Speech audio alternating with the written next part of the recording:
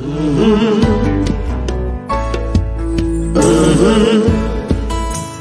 the game gets rough and this life just seems so tough, make we talk, my people, make we talk. When this town becomes an ugly place, don't let it erase the smile from your face. Make we talk, people, make we talk. Conversation is the key, a guiding light for you and me. Spark a talk and you will see. Conflict solver A to Z. World leaders master the art of self-defense just by talk. So people, make we talk. Hey, we're living in a world that. Good morning, good afternoon, wherever you're listening from around the world in the Eastern Caribbean. Welcome to another edition of the Make We Talk program. Let me know if you all can hear me. We are coming to you on with developing news. Actually, it's breaking news this morning. And let me go over to this because we are getting some news in.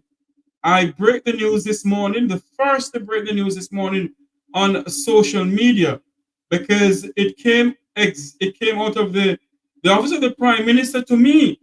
A friend of mine ended up sending this to me this morning. And you know, it is something that Jamaicans are saying to themselves, what the hell is going on? But the news is this. Here we go. This is Make We Talk breaking news.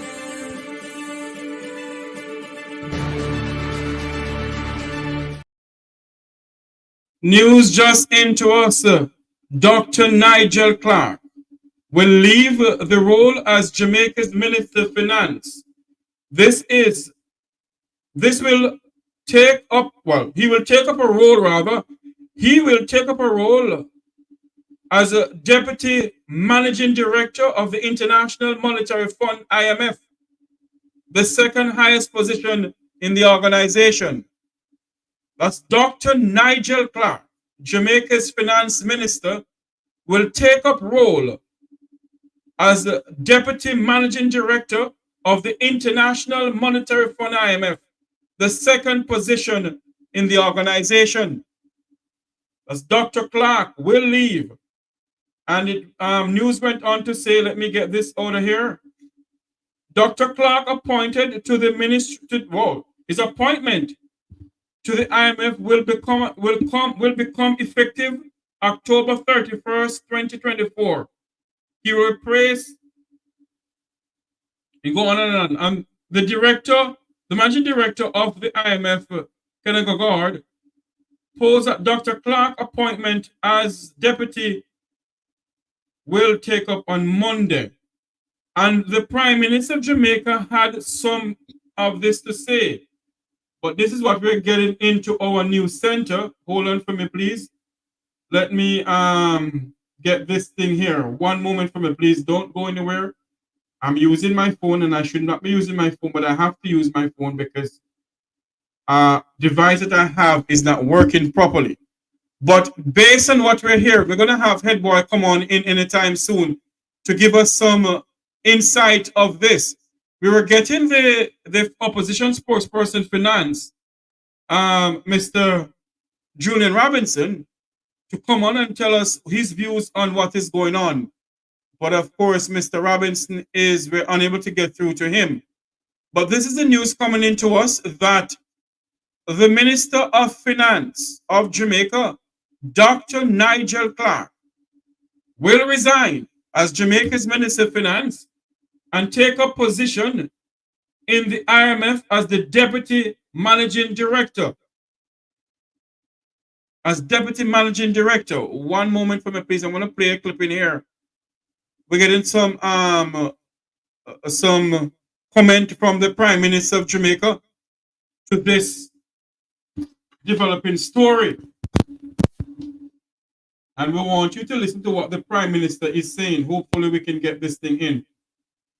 Well, listen to what the Prime Minister is saying. Don't go anywhere. Share the live feed. Share up the live feed to everyone. Share up the live feed. This is what the Prime Minister has to say. This is a historic and important development in which I take immense pride. The IMF plays an indispensable role in the world economy, promoting global financial stability. As such, the position of Deputy Managing Director is global in scope. No citizen of Jamaica, or the Caribbean for that matter, has ever before served at this level in the IMF. It is to the benefit of Jamaica and the Caribbean for one of our nationals to serve in such a consequential global position. The development is therefore a tremendous gain for Jamaica and the Caribbean.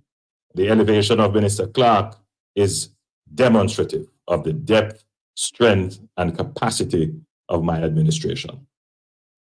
The government. The Prime Minister went on to say who is going to replace Dr. Nigel Clarke as Minister of Finance, and also who's going to replace Dr. Clarke as Member of Parliament. Here we go. Has identified successors. The government has identified successors to Nigel in both his ministerial and parliamentary responsibilities, and there will be a smooth transition in both capacities. We will provide updates in due course. The public can expect policy continuity and a continuation of the economic achievements that this government has worked so hard to secure. Today, however, I wholeheartedly congratulate Nigel.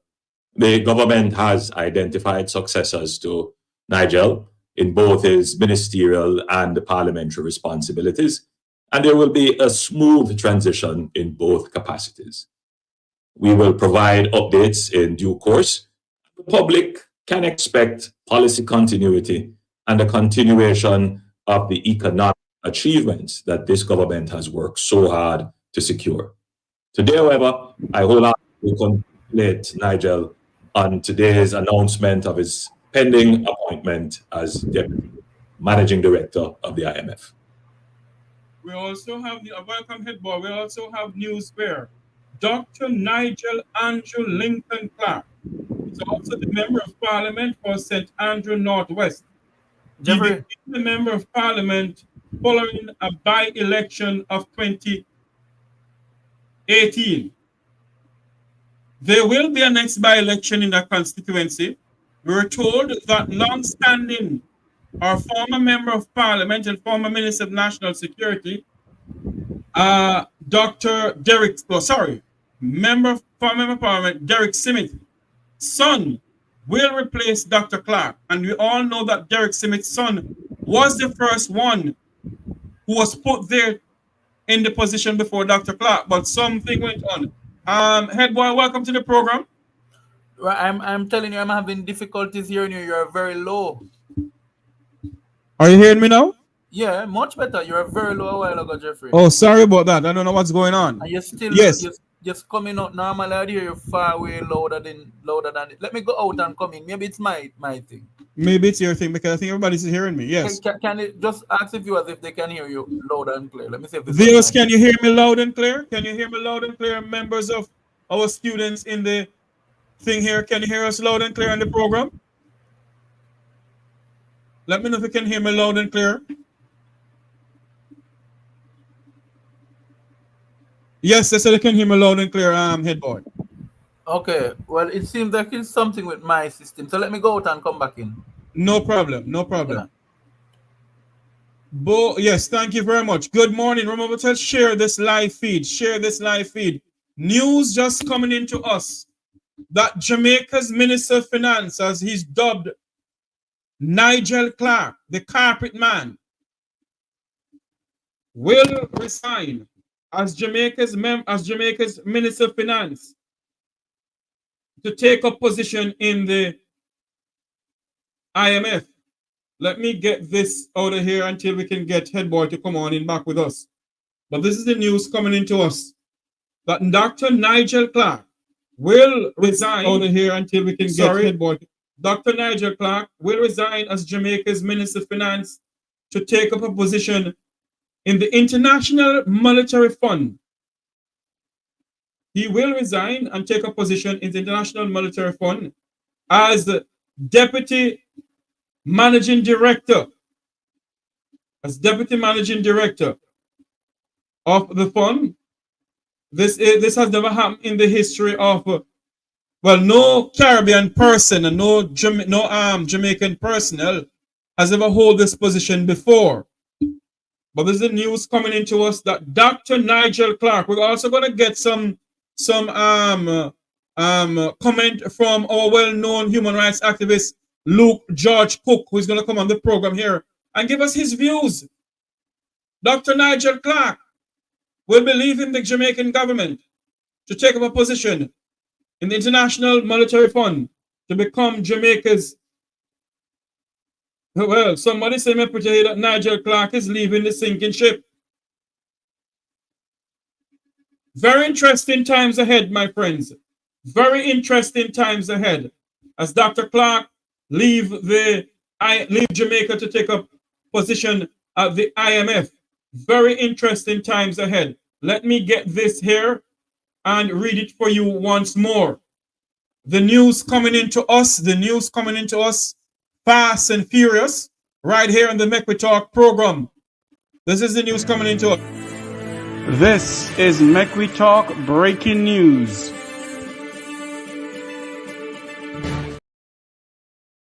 News coming into us. Dr. Nigel Andrew Lincoln Clarke will leave the role as Jamaica's Minister of Finance. He will take up a position of the International Monetary Fund as Deputy Managing Director. That's the news coming into us. And also in other news coming into us, Prime Minister Nigel Andrew Holness has hailed Dr. Clarke's position as a historic appointment in Jamaica's history. The Prime Minister had this to say also. Development in which this is a historic and important development in which I take immense pride.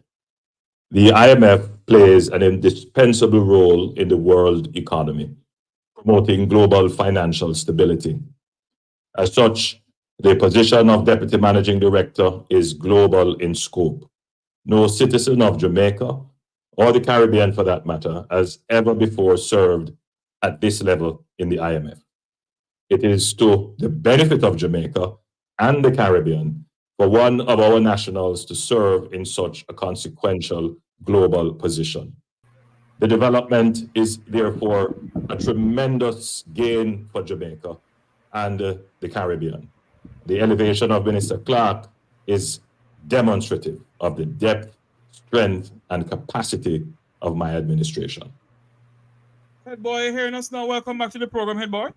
Yeah, I still hearing you low, but I'll press on. Let me see if it's my background. Hold on. Maybe it's your background, man. Because everybody's hearing me loud and clear. Yes. What we're gonna do also, we're gonna ask head boy for his input.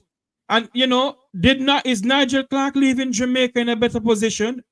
Or is Nigel Clarke leaving Jamaica in a $1.7 trillion debt that is unaccountable for in the Ministry of in the Prime Minister's office? $700 million, I think, that they're saying is unaccountable for in the ministry. It's alleged in the Ministry of Finance, in the Ministry of Health. You hear what I said, boy? No, I'm here with you. And yes, your views on Dr. Clarke appointment to the International Monetary Fund, and also he leaving as Jamaica's Minister of Finance. Well, I'll first say that he has been appointed to the right place. Yeah? And let me tell you why I say that. You know, when you know what the international MF does, yeah? So he has been appointed a member of the international MF. Yeah. And Americans would know what the international MF is. I don't think you know. And I am playing on words, and I don't think you have picked up what I've said. I didn't hear you, Jeffrey. Repeat what you said a while ago. Sorry. I said that he is in his rightful place as a member of the international MF. Go ahead, my friend. Yes, but look at this. No, I'm not done yet. I'm not done yet, Jeffrey. Allow me to proceed. I'm going to give you something that I wrote to a colleague this morning in relation to his appointment. Yes. Today, hold on for me, head boy. Hold on for me, head boy. People say, come on in, like up this live feed, like the live feed, like, share, and subscribe. Share up this live feed. Momentous, breaking news into Jamaica. Jamaica's Minister of Finance is leaving the Andrew Holness administration. Is he leaving the Andrew Holness administration at a good time or right time? Is Jamaica in a better position for him to leave? Head boy, go ahead. Right. Today should be, and I entitled it, Today Should Be a Holiday. As you may be aware, neoliberalism promotes free market capitalism and deregulation and privatization, which has profoundly influenced Jamaica's economic landscape. While neoliberal reforms aim to stimulate economic growth and efficiency, their implementation in Jamaica has led to several challenges. Firstly, economic inequality. The neoliberal policies of Dr. Clarke have exacerbated the income inequality. The benefits of economic growth have often been unevenly distributed, leading to a widening gap between the wealthy and the poor. The disparity undermines social cohesion and limits economic opportunities for many Jamaicans. The public sector challenges. Privatization of state-owned enterprises has resulted in reduced public sector employment and decreased access to essential services. The shift towards privatization has often prioritized profit over public welfare and impacting sectors such as healthcare and education. The other impact of this neoliberal policy will be vulnerability to external shocks. Neoliberal policies have made Jamaica's economy more vulnerable to economic shocks. The emphasis on global market integration and trade liberalization has left the country exposed to fluctuations in global commodity prices and financial markets. There is also the debt burden. The push for deregulation and open markets has led to increased borrowing and debt. Jamaica's debt levels have been exacerbated by the need to finance reforms and cover the cost of economic adjustments, leading to a cycle of dependency, austerity measures. No one has ever assessed the social impact. This is the emphasis on market-driven solutions that often overlook the social implications of economic policies. The erosion of social safety nets and public service has disproportionately affected marginalized communities and leading to increased poverty and social unrest. Addressing these issues require a critical examination of the neoliberal framework and exploring alternatives to Jamaica's economic policies that prioritize inclusive growth and sustainable development. It is crucial for policymakers to consider the long-term social and economic impacts of such reforms and work towards strategies that better align with Jamaica's unique context. And finally, I look forward to any discussions or initiatives aimed at addressing these challenges and fostering a more equitable economic environment for Jamaica and for Jamaicans. Thank you. Mm-hmm. So why did I read this? Yes. This is the legacy of Dr. Clarke. Mm. So if you are going to speak of what he has achieved, this is what he has achieved. Debt burden, the neoliberal policy which he came with, which everything was just free up this, free up that, free up this. Yeah? Prime state asset agencies were privatized and given to public people, public companies. Yeah. So and remember, he presided over Ministry of Finance from 2018 with the largest surplus ever in the country's history. but he did nothing to address the social economic issues that ordinary Jamaicans were facing. That's why he was doing what he was doing, because this is how the international MF group operate. Yeah, and what they do is their policy is neoliberalism, which clearly states that the private sector must drive growth. Yeah, that you must free up the market, that you must make the market determine whether Miss Jane in Moko, who can afford a pound of flour good, that the market must sell the flour at $60, but buy it at $30 a pound. Yes. Yeah? We must look, these are simple bread and butter issues, but this will be the legacy of Dr. Clarke. You can proceed, my friend. But based on what we're hearing here now, head boy, would you say, you read something that you wrote about Dr. Nigel Clarke, but I want you to answer this question for me, for the people who are watching us from around the world and the Eastern Caribbean. Welcome to the Macro Talk program. We're live. We're doing the people's business.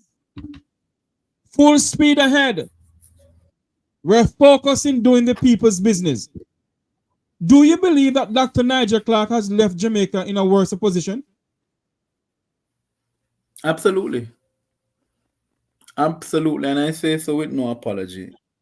And let me tell you why I said, but I just read it. What I read explained to you.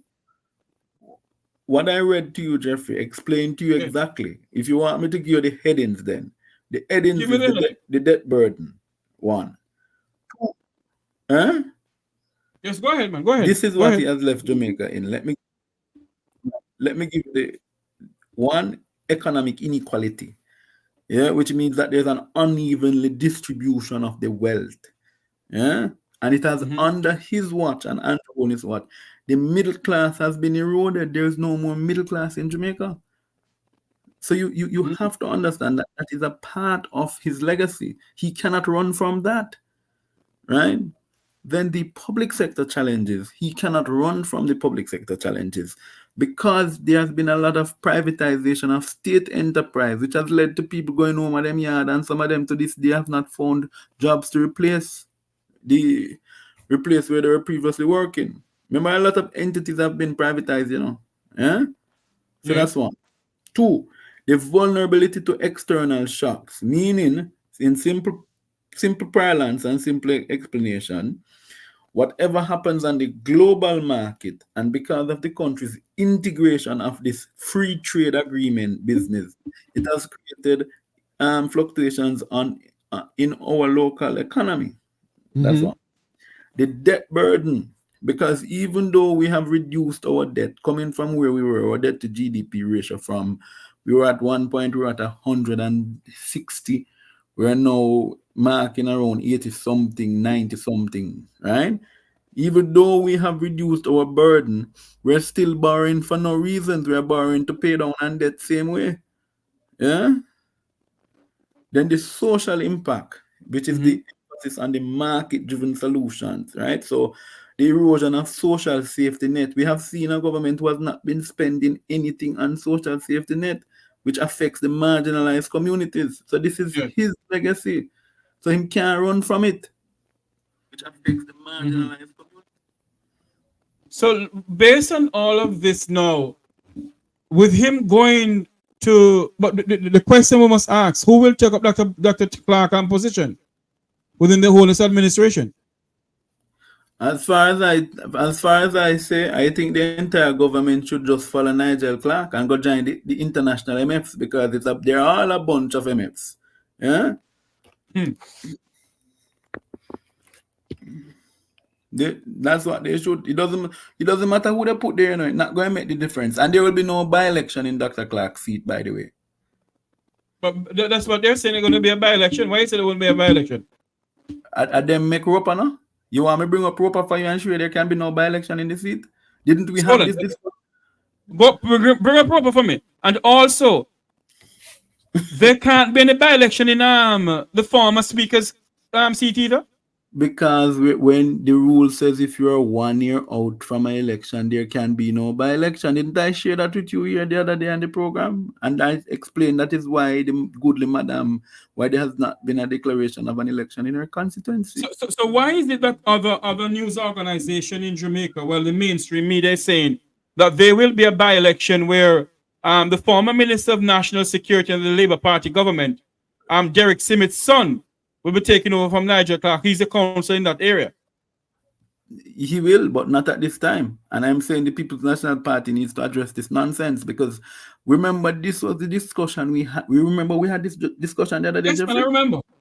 You remember that I brought the part of Roper that said why there can be none? So let me get Roper right now whilst we speak. Just remind the people who are watching us. Please. If you're just joining us, it's the Macroeconomics program. Dr. Nigel Clarke has resigned, well, about to resign as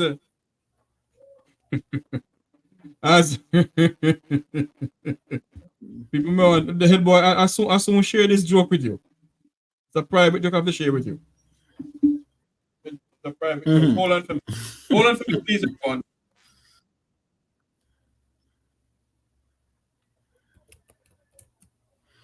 Let me get this thing. The national one second.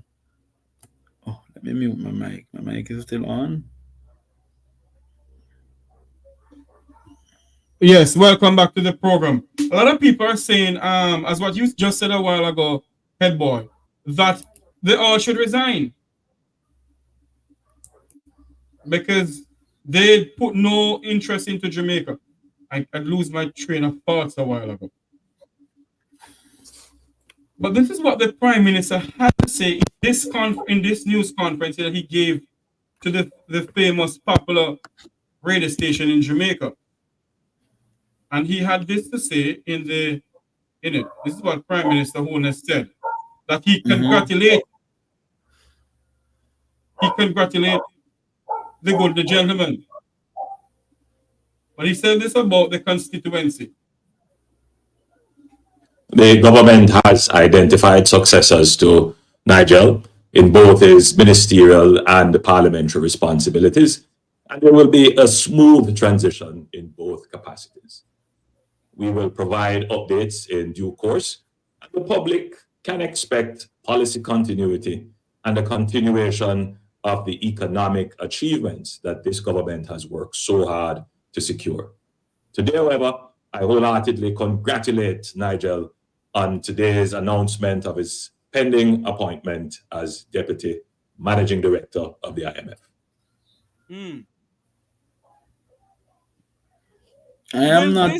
Go ahead. I am not seeing the aspect of rope of the thing, but I'm going to look back at an article. Remember how we had this discussion about the roper? Remember, it was in relation to Counter Washi Bryan in St. Thomas, who had died, and what they were suggesting with Washi. Right, yes. Right? And remember what the article was suggesting, what they had said even in their very own parliament, that there cannot be an election within a year of a by-election. Remember in the general election? Within the year of it. Remember now, we are fast approaching. We're less than 2 weeks away from when the Andrew Holness administration will celebrate 4 years in office. Yeah? Yes. We're less than 3 weeks away, which simply means that what these guys are doing is trying to circumvent the rule. Yeah? Because, okay then, you're going to have a by-election for Nigel. Why then they don't have a by-election for the woman in South Trelawney already? There you go. It is because they're running in seats that they want to call this one because they believe they can win it. And they will use it as a tool to say, oh, see, they will beat the PNP again. But if I were the PNP, I would not have contested this by-election. I would not. If it were to be called, I would not have contested it. Because I would say, to save the resources for the general, let the seat be without an MP for 1 year then. South Trelawney has gone almost a year without one. So I don't know what the difference will be.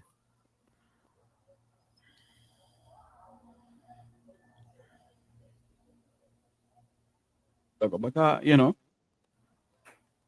when you look on the whole scenario of Nigel Clarke leaving the Ministry of Finance and the Public Service, Jamaica signed on to a insurance policy that create mayhem in this country because the minister is saying that Jamaica will not draw down from certain things.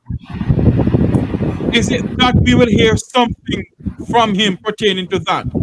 Is it that we'll hear something from him pertaining to the JPS, who is costing the Jamaican people millions and billions of dollars a year in the sense of high electricity bill? You hear nothing from him pertaining to that. All of that is going on. The country is not in a better position at all. Is he going to address those situations before he leaves to go to the IMF?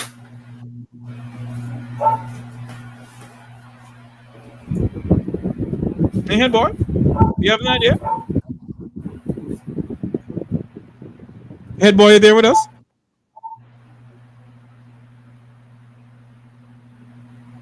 Head boy.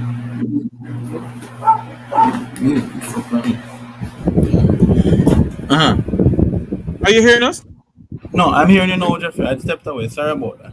Oh, I'm saying to you, with Jamaica in such a position right now, where Jamaica signed on to an insurance policy for natural disaster, and we hear nothing about what it's supposed to draw down.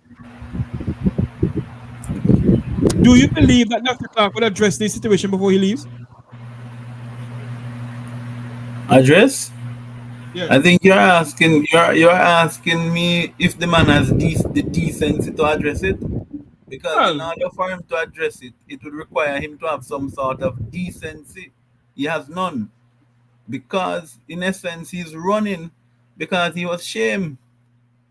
I wonder if people have to understand. This man pretended to be the smartest thing, right? And he led us into the first of its kind catastrophe bond. First country to register for it, by the way.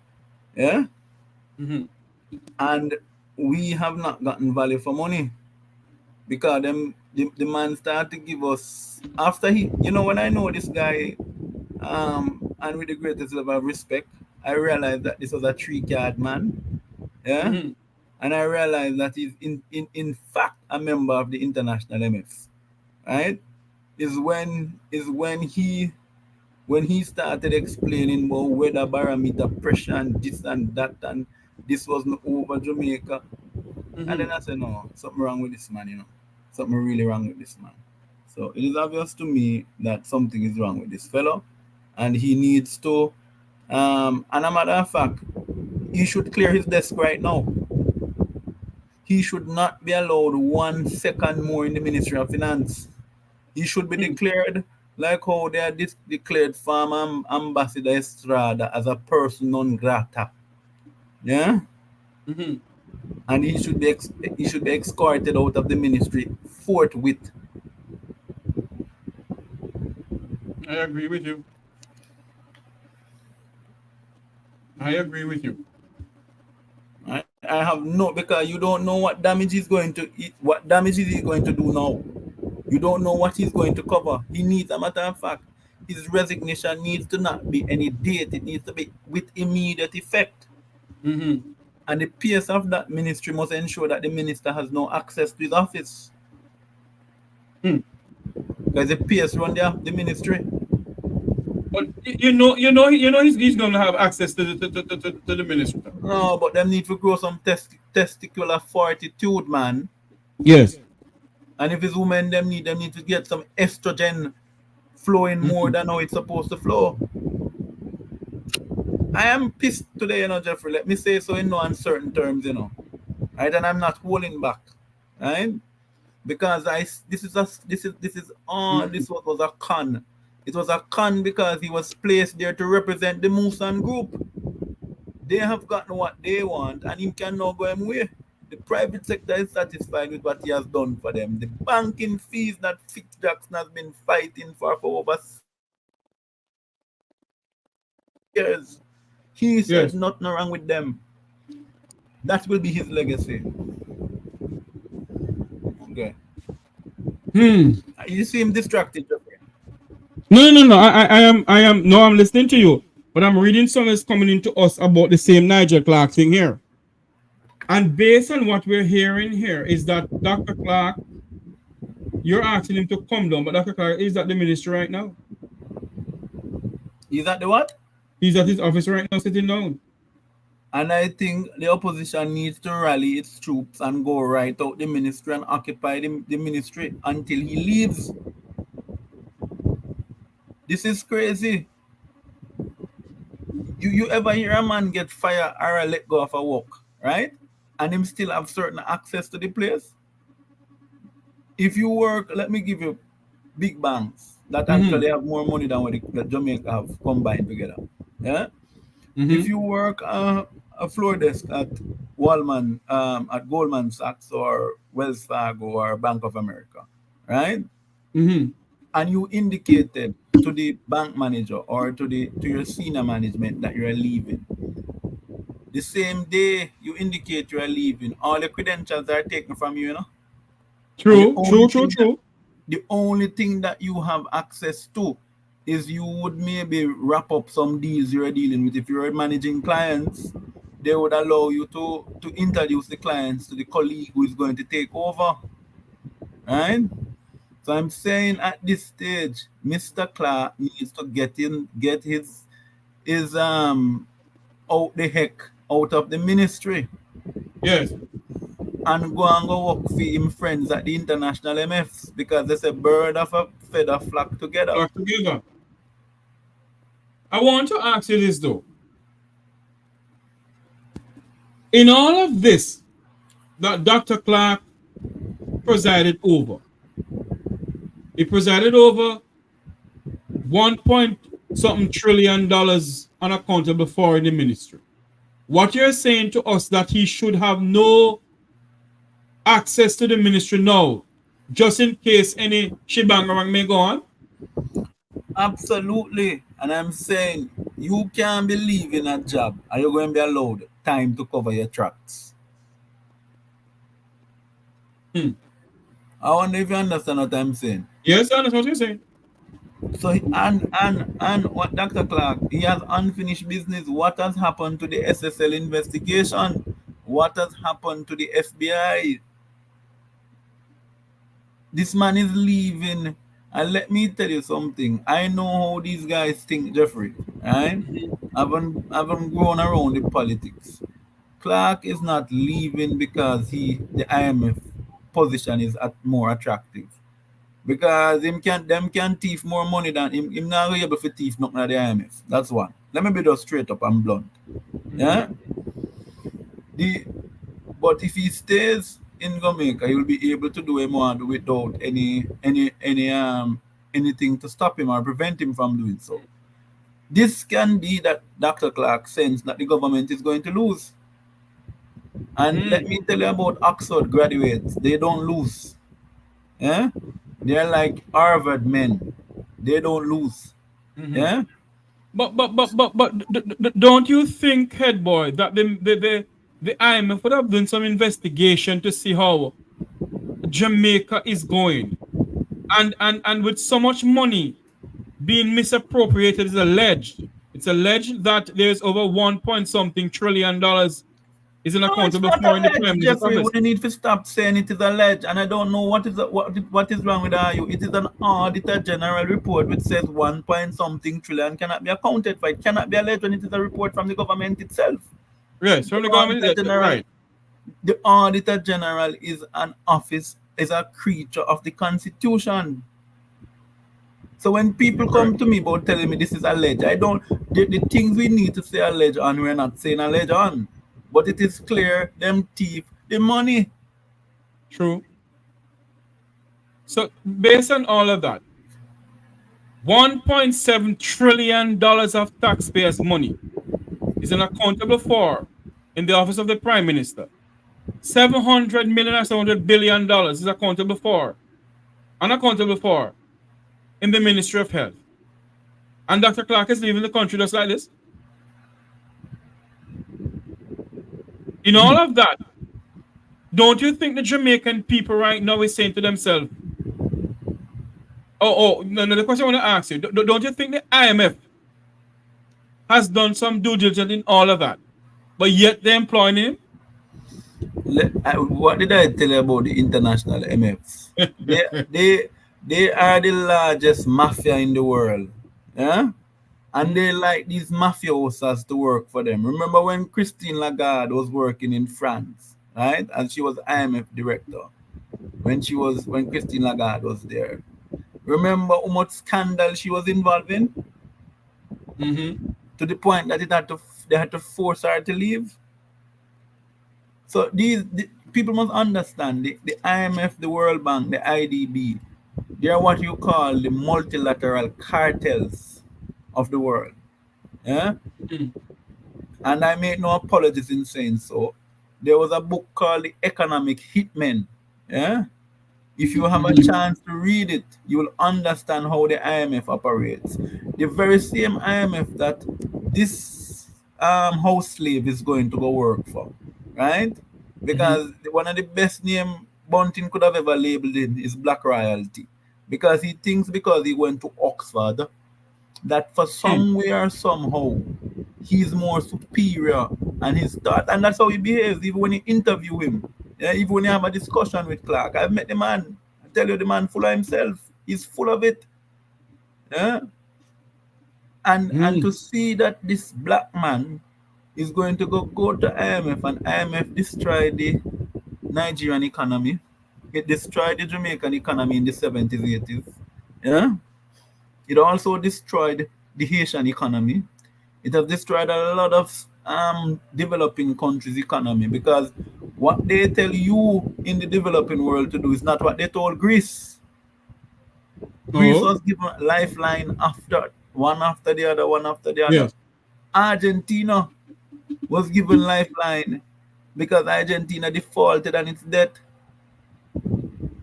So I'm showing you that all along we know who you were, Nigel. Don't think we never know who you were. We know you were a tam. Yeah? That you were an Oreo cookie. That you were only black on the outside, but you were doing the bidding of the economic hitmen of the world. What make you think they gave him Rhodes Scholar? What do you think what does Rhodes Scholarship mean? Who is Cecil Rhodes? What does Rhodes and Rhodesia has in similarity? This was the racist man. So when you see these boys claim to go university to go study about them gone on Rhodes Scholarship, right? I don't need no RHODES because I get my ROAD from the road. Yeah? Yeah? So when you see these guys, their plans, let me tell you, Jeffrey, I say it with no water in my mouth. The first move he made when he was Minister of Finance was to further protect the banks. Yes. The second move was to issue up the largest contract through the NIDS program to Musson, a group he was a board director for. So no integrity. And I want the IMF to know that Dr. Clarke operated a charity that violated the financial rules relating to funding of political candidates and political parties.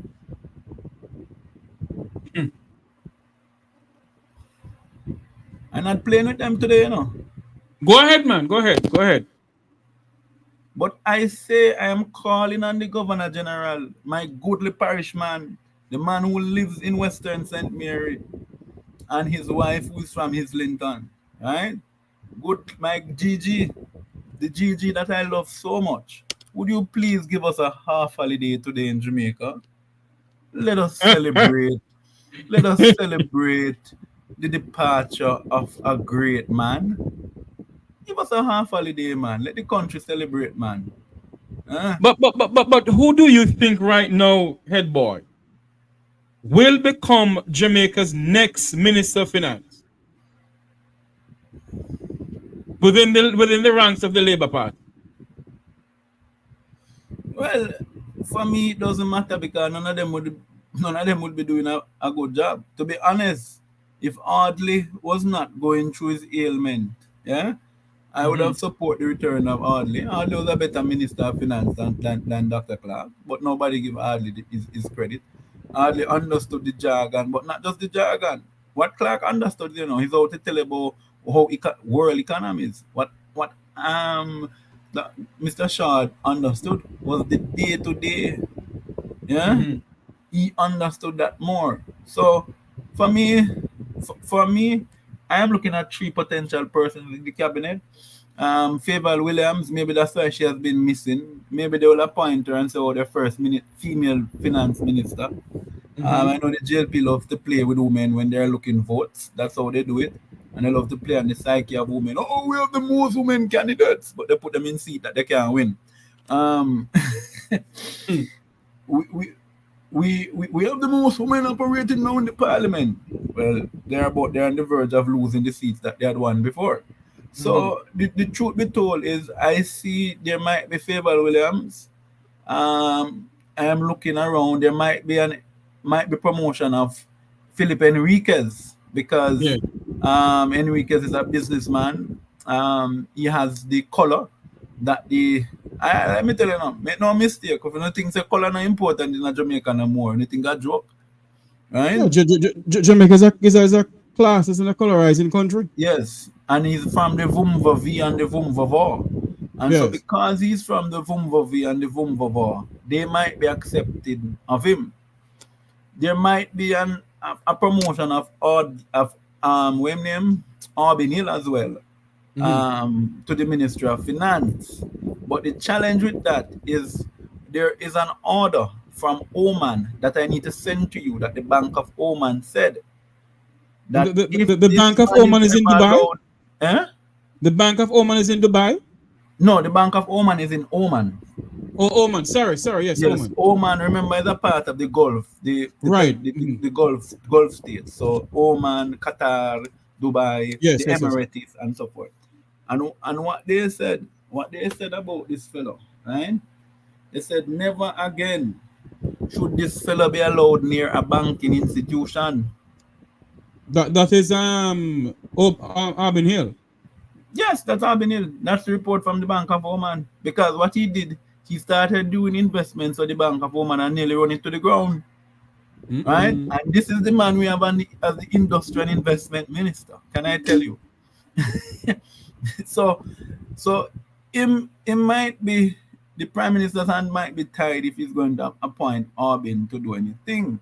What I know for a fact is the pick is between Favour Williams and between what's his name I just mentioned,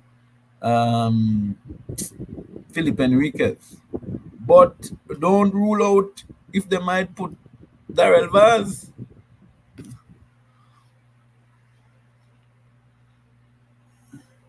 And there, you're not talking into the mic. I'm not hearing you.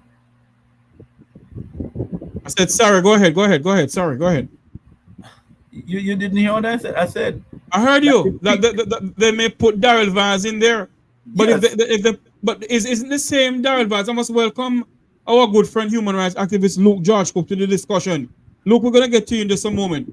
But I want to play a video here. Hi, welcome, brother Luke. Good to see you, brother. I must play a video here that the Minister of Energy, Darrell Vaz, is saying to the Jamaican people about this. Listen to this.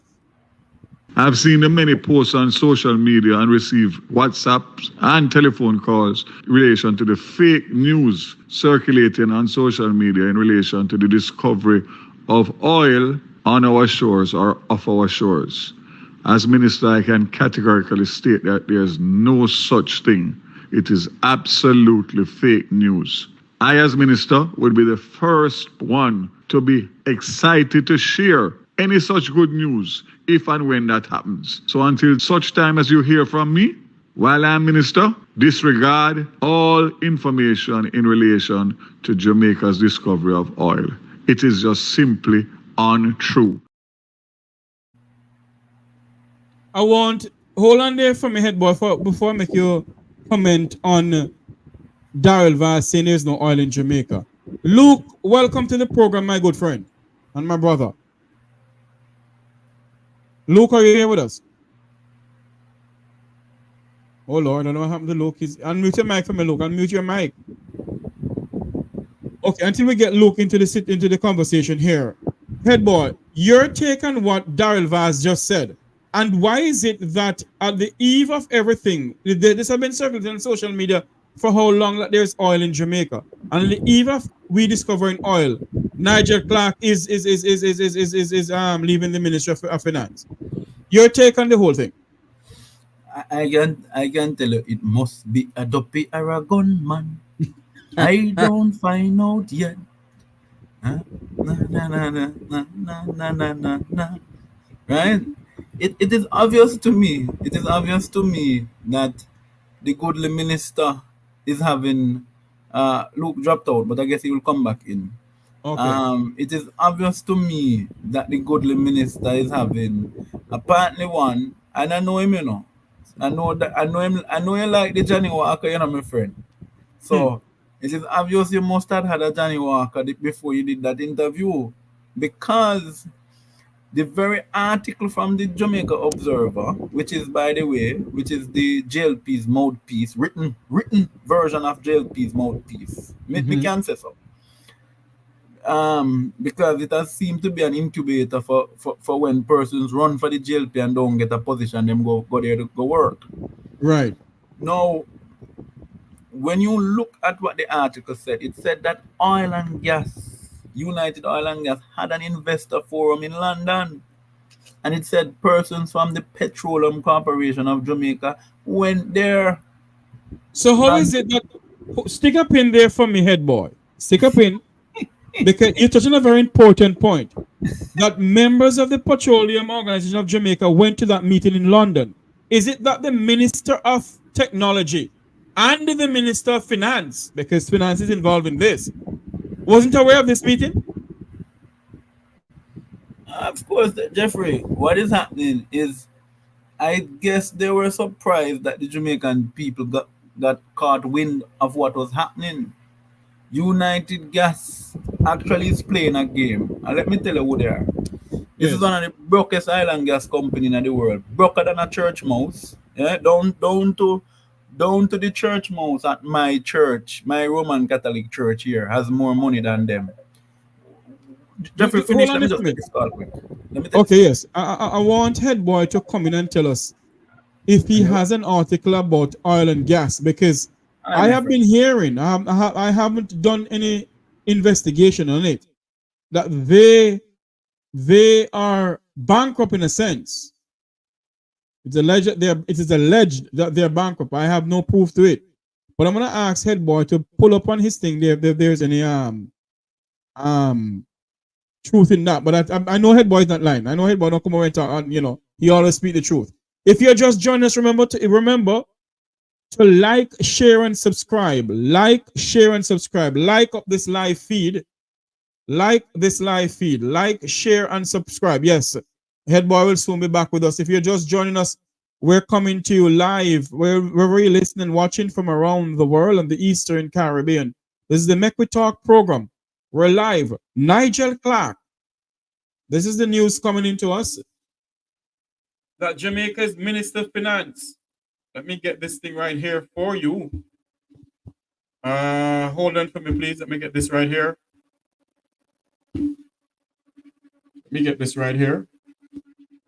But Jamaica's Minister of Finance, the Honorable Dr. Nigel Clarke, has tendered his resignation, in a sense that he will be joining the IMF. This is the news coming into us.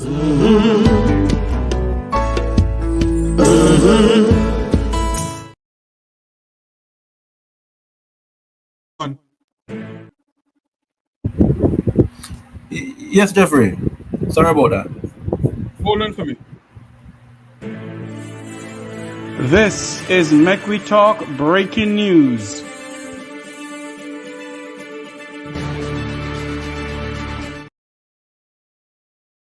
You are just joining us. This is the news coming to us. Dr. Nigel Andrew Lincoln Clarke will leave his role as Jamaica's Minister of Finance to take up a deputy managing director position of the International Monetary Fund, IMF. We have with us my good friend, head boy, Luke George was on with us. I think Luke drop off. He's going to come back on soon. Head boy, go ahead. You're talking about the and we're also talking about the oil that is being found in Jamaica. Yet the Minister of Finance, the Minister of Energy is saying that nothing goes up. You're talking about the people who some Jamaicans went and met with, the Jamaicans of the Vumvava and the Vumvavi went and met with, and you're saying it's alleged that they broke like a church mouse. Go ahead. I say, and let me say what I say. And I say it with no water in my mouth because I looked at the financials for the company. Yeah? And a lot of people might hear me and bang me mouth and I behave the way I behave. Numbers are my forte. I'm not an economist, but numbers are my forte. Yeah? And when I looked at their performance, just before they announced their drilling in Jamaica, their stock was down. They're on the verge of bankruptcy. Yeah? And now all of a sudden we're about this 7 billion barrels of oil. Now, is it that the minister is saying that United Oil and Gas has lied to the world? Because that is a deeper conversation that we're supposed to have. I wonder if you're understanding me, Jeffrey. Yeah, man, I'm hearing it. Go ahead. Because I reason things, I reason things at a level which ordinary individuals can understand. Because the rain is either falling or not falling. You can't have both of them, Yeah? True. Now, the minister is saying there's no oil, but oil and United Oil and Gas is saying there's 7 billion. So who is lying? So could it be that the minister is reporting on a scam? Could it be that the minister realized there is nothing there and that what oil and United Oil and Gas is doing to its investors is tricking them into something that doesn't exist? Because if you as the Minister of Energy says that about a company and said that there's nothing and it's fake news, so you're saying that the company who signed at its investors forum in June of this year, that had an investors forum in London, that they lied to their investors, that they spread the fake news? Brethren, I can't be serious. Somebody's lying. As a prominent Calypsonian, Lord Nelson would say, you want no lie? That is lie. Teacher Percy say if you tell a lie, you're going to hell. Yeah. Should we use the words of Jamaica's former Minister of National Security and former senator, the sheriff himself, 89? You're pathologically mendacious minister. That's what you're trying to say? No, I'm not going to say that. I'm going to use the words of the most colorful minister ever to have walked in the People's National Party, Donald Buchanan. Lie them lie. Lie them lie. Lie them lie. So somebody is lying, but we don't know who. So I'll not say the minister is lying. Some minister has. As much as me knock you a lot of the time, I'm not saying you're lying, my friend. I'm saying maybe you are exposing a scam. But if you're exposing this scam, you can't expose it. So you have to be direct to us as the Jamaican people. Tell us no, I'll not there. But you can't say so. You say it's fake news. Because the person who drilled for the oil found that there's oil there, and they said XQY, and the minister is saying something different. So something is not adding up, and until I get a sense of what is happening, I will really reserve my comments on who's lying from not who telling the truth. But somebody is lying, because two can't be lying, and two can't be talking the truth. That's just how deductive and inductive reasoning goes. That's just the the basics of reasoning. Head boy, when we sit down and we look at the whole political system in our country, and Nigel Clarke leaving, the whole thing, JPS, Right.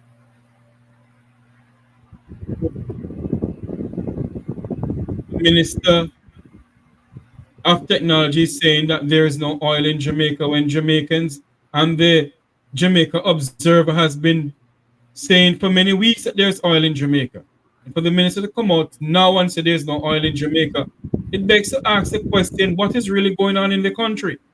Minister Right. Clarke is leaving the country not in a better state, not in a better state as Minister of Finance.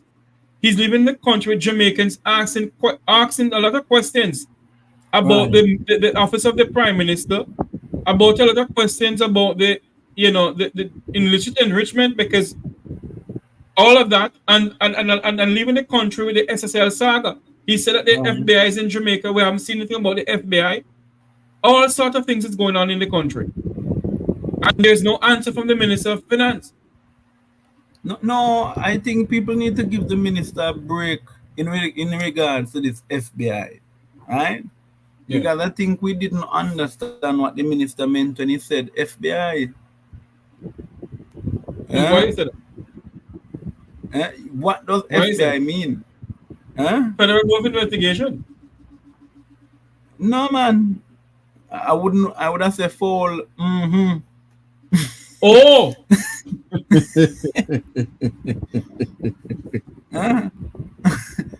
My. I'm also saying that there is when you say rain fall, breeze a blow. And chicken without a door. I want to get the views on Jamaicans who are watching us, listening to us. Yes, I want them to call into the program now, because we're gonna take the calls now, and then we're gonna go back to another segment of Daryl Vaz. But those who are just joining us, the numbers to call into the program. Hold on there for me. What am I doing? Yes, am I correct? Yeah. Those who are just joining us, the numbers to call into the program is 954-529-8030. And what is your take? Nigel Clarke is taking a position at the Minister of the International Military Fund, the IMF. We keep on saying military fund. I keep on saying military fund. I need to tell you what it is. It is the International MF. And what the MF stand for? Huh?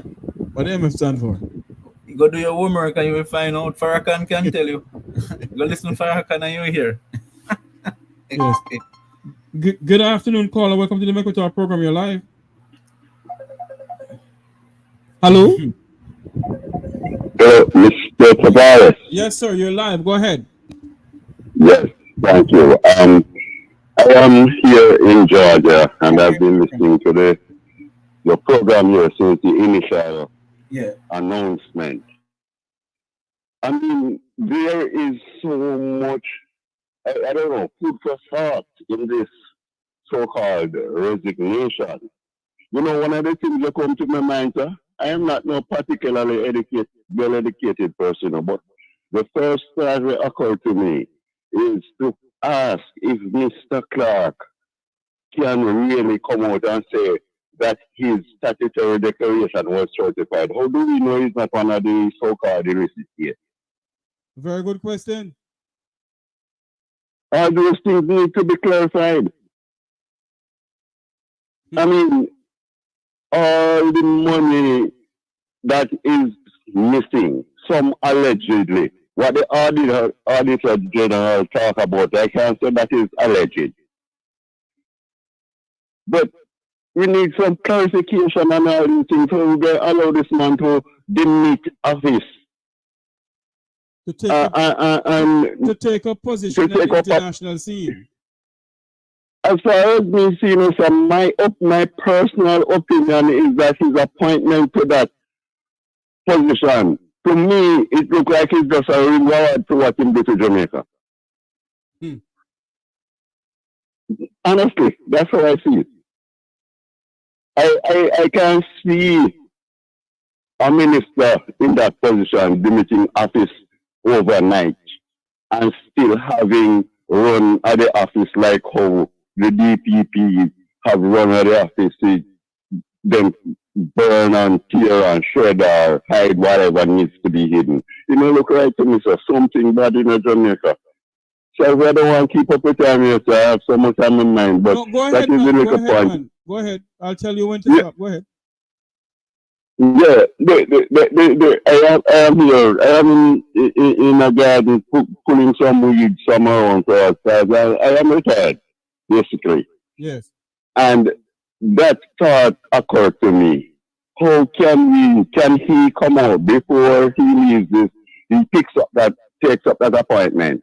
Can he truthfully say to the public that I am not one of the worst persons that is being investigated by the Integrity Commission? And not only that, you know, sir. One of the person here in our chat room on the Macroeconomics program here on YouTube asked a very important question. Who is going to answer to the Auditor General about the 1.7 billion Jamaican dollars that is missing from the office of the Prime Minister? Who will answer this question? That kind of thing. Those are questions that need to be answered. I think I heard one of your persons, your head boy, I think, he said that they can't steal anything from the IMF because the IMF have to them a bigger mafia, and you can steal from them. And I really can't figure out the reasoning behind a man leaving a position here, sir, in Jamaica, to go take up that. Admittedly, being with the IMF, you get to travel go more places and you might get a little more bigger international recognition by virtue of the title that you hold. But as far as we based on what is going on in Jamaica, you have bigger financial opportunities. Or as what Boy said, I think Boy said that he may see the sign and the writing on the wall that when his boss, the Prime Minister, called the election sometime this year or next year, because it's constitutionally due, he can call it this year into next year. Is it that he see the writing on the wall that they will lose the election? Yeah, I guess, you know, most of them have seen it already. So, you know, sometimes people jump ship before the captain detect the leak. Captain know them not in the middle of the watch and it goes through stuff. Some people will jump ship at the first opportunity. But my take on this thing is that we need some clarity on the state of the nation's finances. This man can't just go, at least I won't say can't. I don't think it is appropriate for him to be just leading like that with so many unanswered questions surrounding the country's money. Based on the Auditor General, 1.3 trillion, missing from 1.7 trillion missing from 3 ministries. And remember how many ministries there are, and that's just 3 ministries. We have 28 public servants under investigations. Who are these public servants? Are they the heads of departments that have been corrupted and gotten rich through the bribes that they took? You know, for signing certain documents, giving certain permits where permits should not be granted, all that sort of thing. No, sir. We can't just let these people not supposed to hold these positions and then just jump off and leave everything open. The successor will have every reason to avoid any questions that come up, and no one will be able to hold him a successor answerable. Before announcing his resignation. Mr. Clarke should have seen to it that the finances, all relevant questions, are the most important relevant questions for finances in the country. Those should have been clarified. Announcing a resignation now, with this state of affairs, only raises more questions. It does. It does. Yeah. And not only that, you know, sir. If there is no accountability in the ministries that the money is being that the money, all the money that is being missing from the three ministry. Yeah. And the minister is allowed to leave.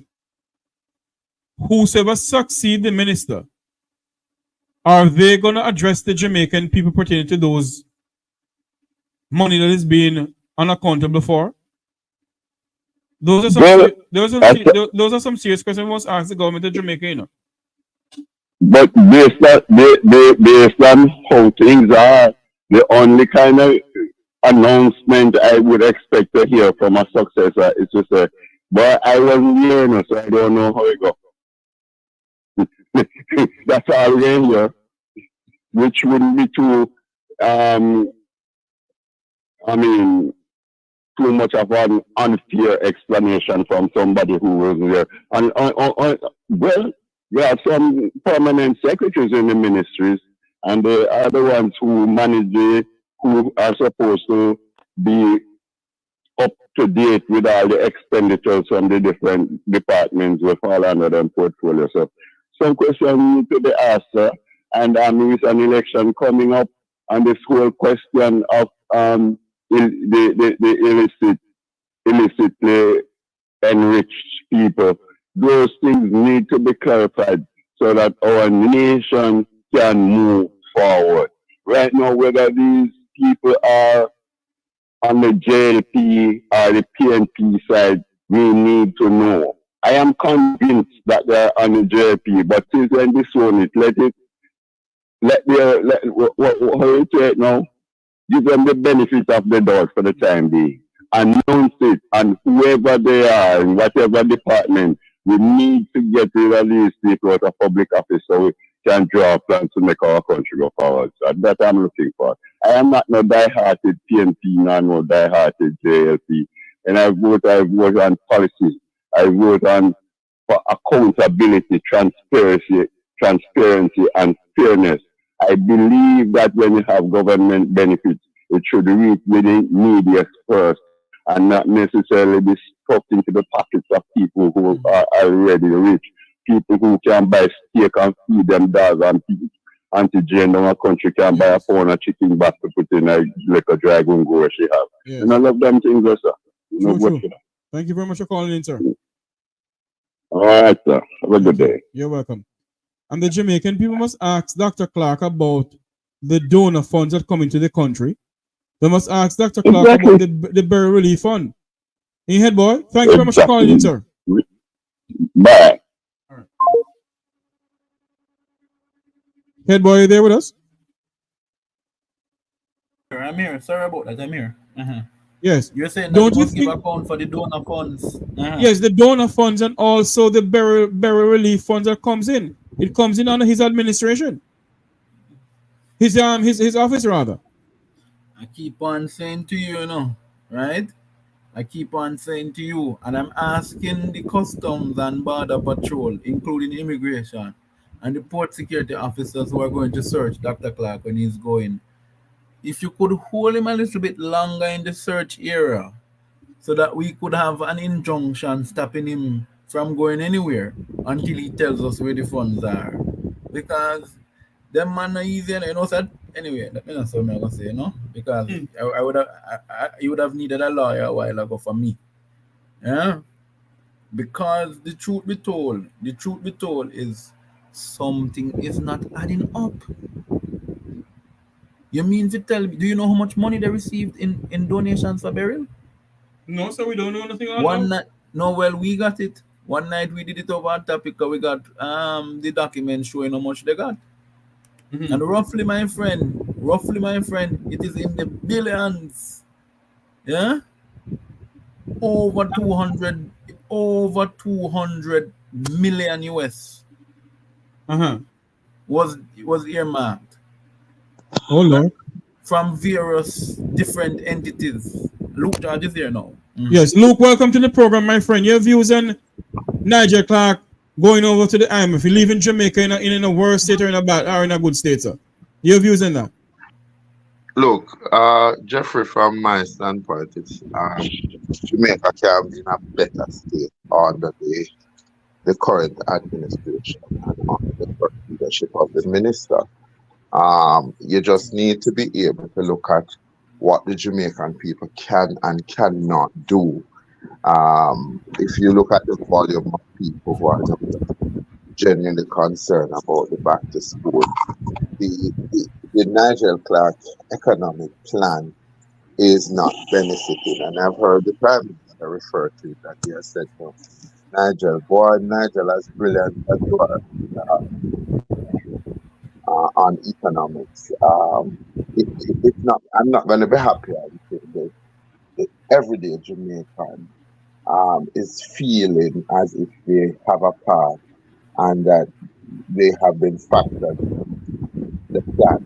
It's trickling down to them. So whether or not Nigel is going, the question now, Jeffrey, if he has the management of the International Monetary Fund, where he probably will have oversight of Jamaica, and I don't know if it's the rest of the Caribbean, the announcement that was put out by Jamaica House was that the IMF was so impressed with Nigel and what he was doing that they had asked him to basically take on the job of CEO. And so it's a telling day that I don't know, that the IMF seemed to be very impressed with what Nigel has done. In fact, Nigel might have sent him some very... Hold on for me, Luke. Head boy, can you mute your mic? The fan is in the phone. My bad. Yes. And the place is hot, Sorry about that. Oh Lord. Go ahead, Luke. Yeah. So I think the PM has really put out this thing to say over the course of his public sector career, Dr. Nigel Clarke has made an outstanding contribution to Jamaica as chairman of the NHT, Heart Trust, and the Port Authority. Also, as Senator. Hello? Luke, sorry, Luke. Hello, caller, welcome to the program. Hold on for me, I can hardly hear you.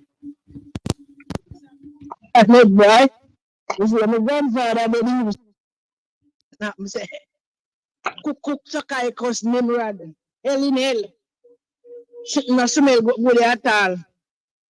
As a little ordinary Jamaican, was me tell you why, me no go to university, but something not on good at Jeffrey. Sitting not on more if you come, this is the park site. More if you come, prior work.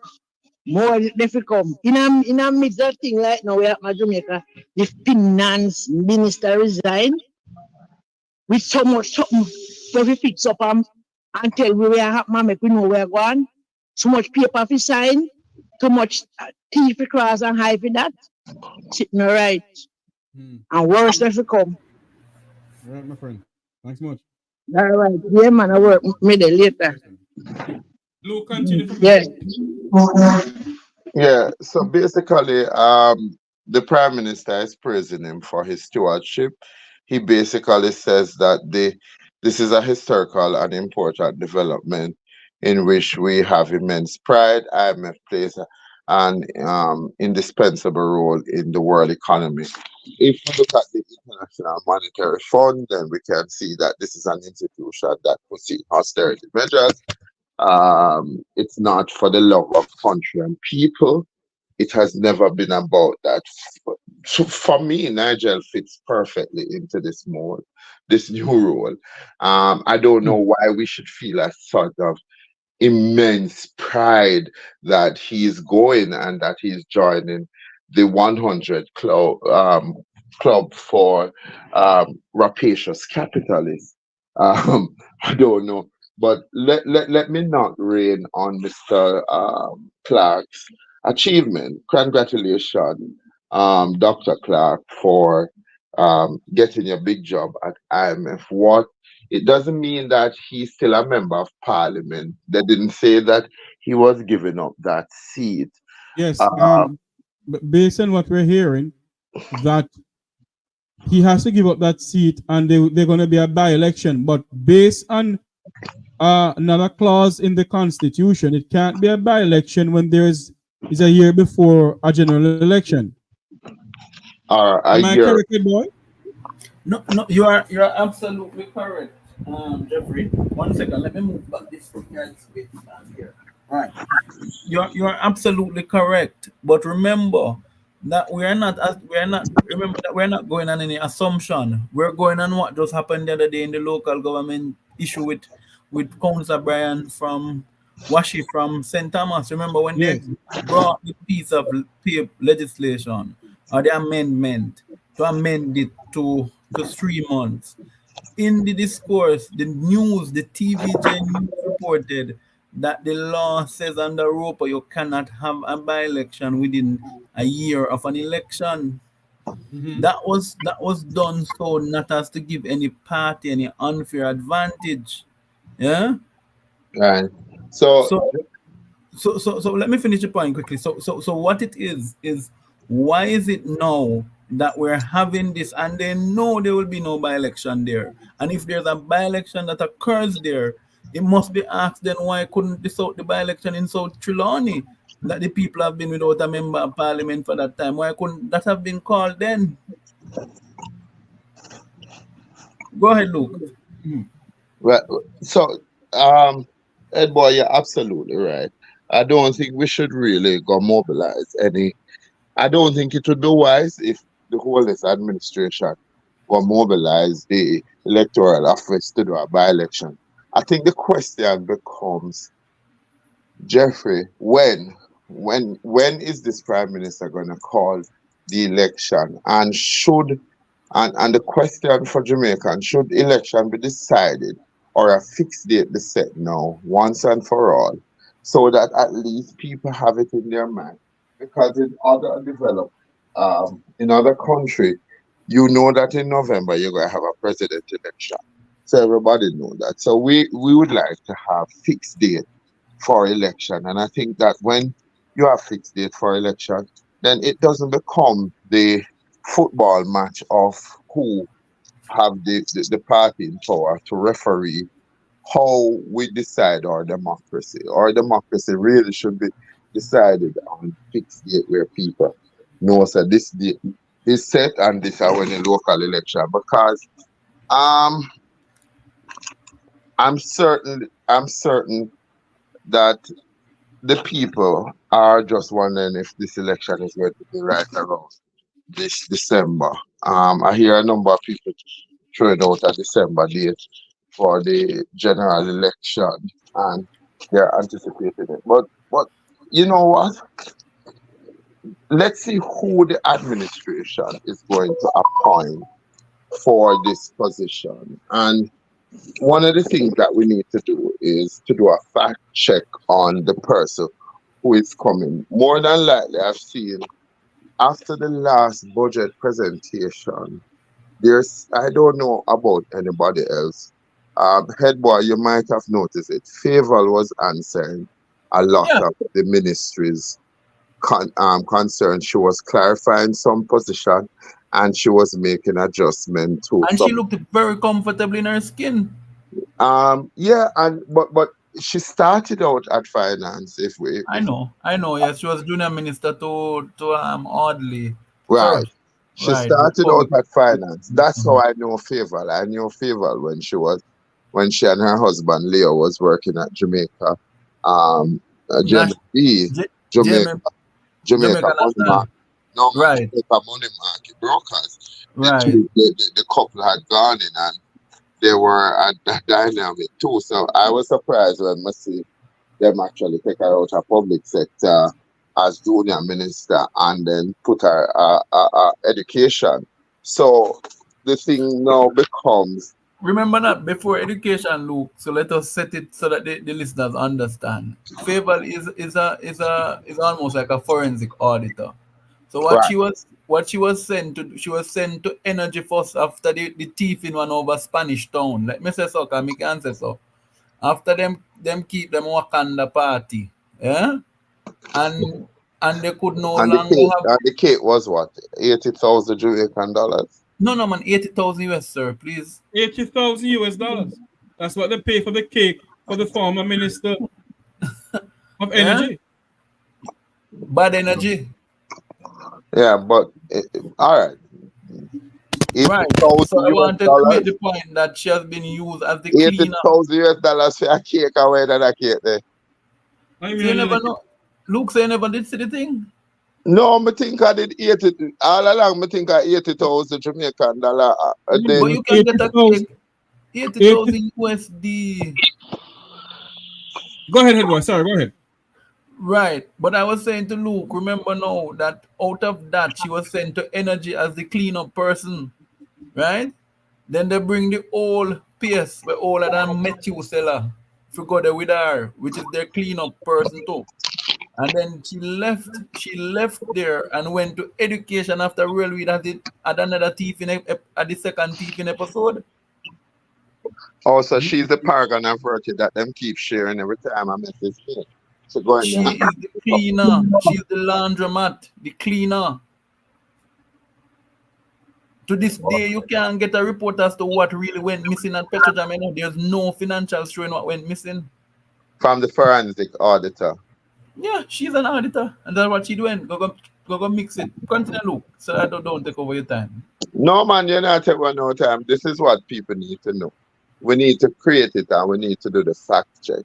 So again, after the last budget presentation, Edboy, I noticed that it's Faval coming in and she basically making grand announcement.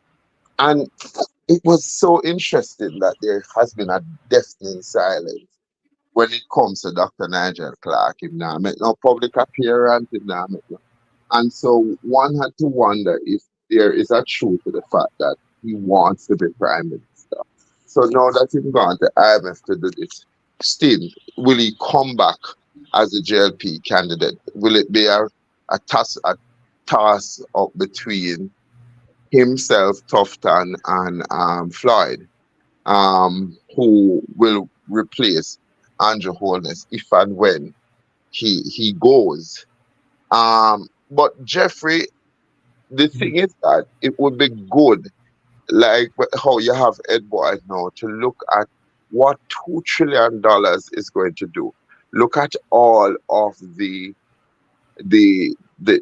things that are questionable, the tax office rental, people crying why them live in Kingston, them loved one die at Cape, and they have to be going to Archard. We still have Romans, we still have Madden, we still have those funeral homes. And if this is about the people, then you need to be able to make sure that you mitigate the expenditure, the unnecessary expenditure. Like a mother was telling me, oh, she had to go pick up her daughter out of Archer with the funeral people, and she had to spend $6,000 in transportation alone to go out there, and she's now looking to bury her daughter. We need some forensic auditors to audit what this $2 trillion budget look like, and where the lead is and the spoil and who is getting it. Are there actual people in government that are renting to the government of Jamaica? And are there people setting up new companies so that they can make more money off the government while having a position at the table? So all of that needs to be, we need to look at. But let's say Nigel goes, I would love to hear the announcement. I thought it would have been nice if the Prime Minister could have made some announcement, but I recognize that it's part of the strategy. Didn't he make an announcement, Luke, on his Facebook page? And let you listen to something that he said. The Prime Minister said this on his Facebook page, because this is where I got it from. that he is, in other words, applauding the work done by Dr. Nigel Clarke. Hold on, where it is? Hold on, sorry. Let me find it here. If you're just joining us, we are speaking to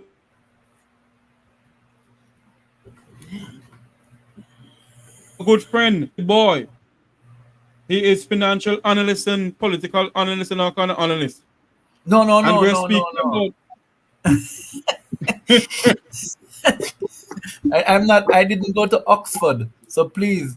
I am, in fact, yes, a political analyst. That's what I am. yes.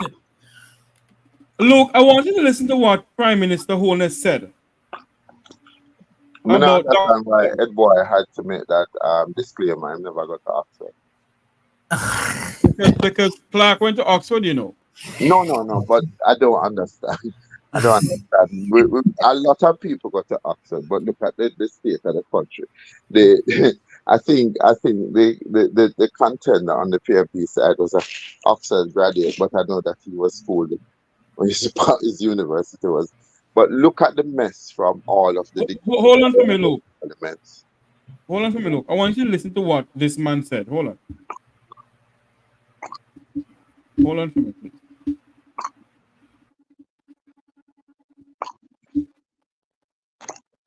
This is a historic and important development in which I take immense pride. The IMF plays an indispensable role in the world economy, promoting global financial stability. As such, the position of Deputy Managing Director is global in scope.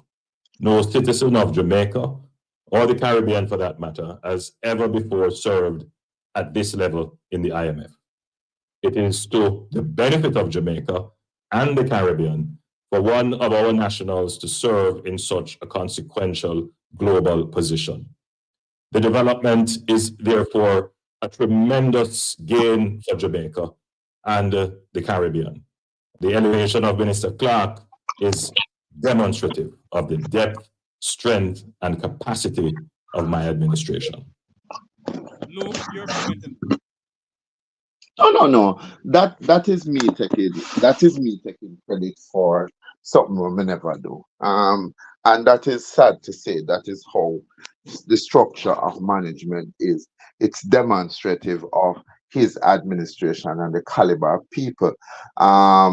If you think about Claire Nelson, I think she served at the IDB. This is not any grandiose achievement, not to water down the man achievement and make everybody think that there is no bad man among us on this panel. But what I'm basically saying, it would have been better if he had gone there on the back heel of Jamaica is doing better financially. We know that the administration of Andrew Holness is about revitalizing the economy, making the story around himself about how great he is as a prime minister. But the truth of the matter is that greatness has not been felt by the Jamaican people. And the question is there ever going to be a day, Jeffrey, when the Jamaican people are going to elect a government that makes their life better, not just the few, but the majority of Jamaican life better? So yeah, we see some social housing, but we see healthcare still in a shambles. We still crime in a shambles. And with all of the money that we're spending, we're not seeing value for money, Jeffrey. What we are seeing increase is the resolve of those who are far greedy. So of course, Nigel, let me cheer you on and say, great achievement, good. But ladies love a man in some Tamil activewear. But what is going to happen to us at this point, coming out of burial, still having a problem to recuperate, getting high light bill from the one and only monopoly, JPS, and then looking at those everyday needs when you hear everybody go to market and say, boy, I couldn't buy anything on market this week because the thing was that. Or if you have ambition to pay a university school fee, like the young man who brought his acceptance letter from St. Joseph, and him say, boy, I've been accepted, but me not see it because right now I don't know how I'm going to pay this. And so we have to now look out in terms of those people who are offered social service. You know, yeah, you said that you don't have to have a guarantor anymore to go get student loans. So that is also another option for for this youth to go and get higher education. But what is going to be the compound interest and the interest rate that is worked on the loan itself, that when it come out, they more feel burdened by having this heavy loan to pay back, and then it will go start to hold back his life. And is it for that reason why you Luke and Jeffrey? Yes. Let me throw spokes in the discussion here, because I don't think you know what really happening in the Labour Party. Go ahead, but because I have my ears over there, I'll give you the politics of this, right? Two bulls can rule in one pen. You hear so you mean that this was the split was because him basically say I'm the prime minister, and he became uneasy, and them have been having several meetings at Belmont Road. Do you want me to? Let me refer to you. Let me tell you something. As a student I studied guidance and counseling, psychology. Yeah. Let me refer to you to what is happening here. You remember when Christopherson was campaigning in 2014, and they had that massive meeting in Maypen, and the man afraid of bright people. I have that video too, you know. Go ahead. Please play the video. Let me hush my mouth. Play the video, and then I'll go ahead. It's going to take a little while for me to find it. But go ahead. Okay. And when he said what he said the man is egotistical and afraid of bright people. Right? I had a private discussion with somebody very close to the Labour Party, and they were of the view, they were a big Ardisha supporter, right? And the person said to me, boy, Andrew not gonna win, right? They were busy negotiating with him to only take the 2 terms. And they said to him that if he wants the party to win, he has to step aside. And him tell the person who shared the information with me, that was actually close to the person who was in the meeting, said the meeting erupted when them asked him to step aside. That is why when the meeting was happening down there, people could have stepped out the meeting room and gone about their business. Remember that incident just a month or 2 back? Yes. And even the media was asking what happened. Well, I'm telling you, my friend, this is not a settlement. This is a divorce. So what you're saying to us, that Nigel Clarke decided to step aside because Jamaica's where I'm going to go in plateau, where I'm going to go. Him is finance minister, the second in charge in the cabinet. Where I'm going to go, he has plateaued. He has nowhere else to go. This is the only claim to fame him have now, to say he was appointed by the IMF. So him can say like Mr. Patterson, I shall return. Return where? First of all, them never want him there. You must understand that Nigel Clarke comes from a PNP family, you know. Don't forget that him uncle is Clarke Clarke? No, he had an uncle named Clarke. That was him father. Him father. He had Jeffrey, uncle is Clarke Clarke. He was the Minister of Commerce. Yes. Him too. Clarke is who used to be in St. Mary, who used to run the chocolate factory. Right. Yeah. So I am telling you, he comes from the table of they never wanted him there. But they couldn't say no to him because the big companies, such as the large one down on Marcus Garvey Drive, that he was a director in, that he gave the biggest contract of them life, over 24 million US in NITS contract. Nobody knows that. Him also gave the same group again the license plate contract. They will be building license plate for the country for the next, I think, up to 2027, 28. Yeah? So he came not to really do nothing major, but he came to actually keep the status quo, which was to represent the monarch class. Oh, well, Jeffrey, you see, this is why you have to make sure say the fact checking is done, because Yeah. a lot of this was people have been prosecuting the case about needs, why he wanted needs, the company that he's talking about, the relationship between that company and the Jamaica Labour Party, the role that he played. I didn't think this was a divorce. I think this was a separation to return. Um, with the knowledge that I've said it on your pro. I've heard you said it. Imagine he is the nephew of Keith Clarke, but he, under the incursion, the uncle died, and him basically never say anything. He Yes. talk about it with disgust. Yes. I'll call coming in. 1 moment, please. Good afternoon, caller. Welcome to the Make Talk program. You're live. Yeah, hi, Jess. Yes, ma'am. Hi, this is Dr. Sandra. How you doing?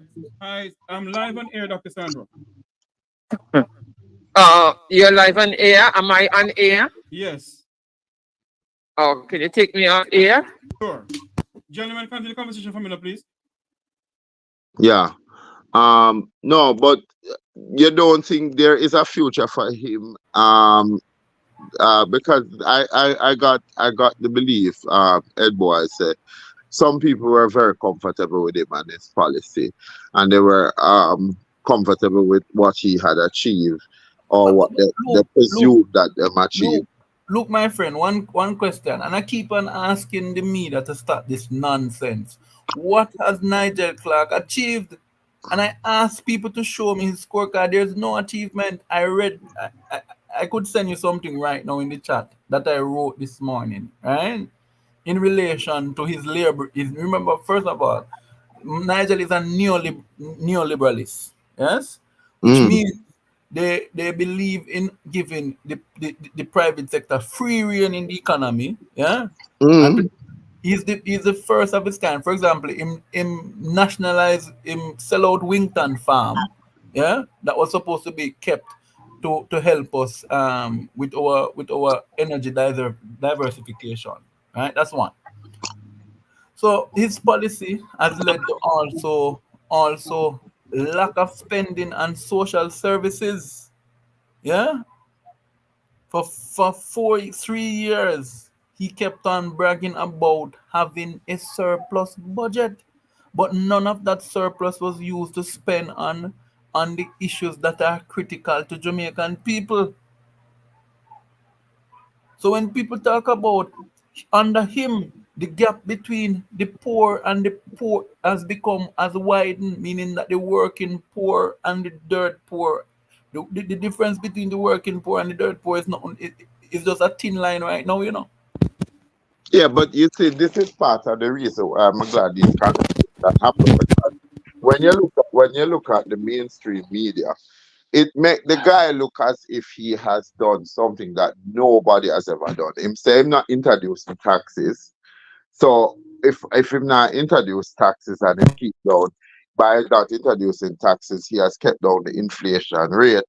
The government is collecting better revenue, but nothing is trickling down to the people. And I understand where you just basically say the policy, but I think I hear people even in the international community say that he's the best thing that has come since Jesus. Have you ever looked at Nigel Clarke financial position for the country and see what he's doing to increase revenue, that he could social services could be better off, or the government entity could be better served? What is Nigel Clarke's actual policy? Because when you listen to some people, it's like he's the greatest thing since Jesus. Is it that the minister wasn't prepared to sit in the opposition benches? That's why he get his exit now. And also, hold on, gentlemen, I'm just getting some news into my news center here. Unconfirmed report that there is an incident on the tarmac of the Norman Mandel International Airport. No, sorry, the Donald Sutton International Airport. That there is an incident on the Donald Sutton International Airport. Flights are grounded. We are working our sources to see if this is true. Unconfirmed report that there's an incident at the Donald Sutton International Airport in Montego Bay. We are working our sources to see what's going on. We get to understand that flights are grounded at the airport at the moment. Go ahead for me, Luke. Where is it that the minister get his cold feet that he'll be in opposition and decide not to stay?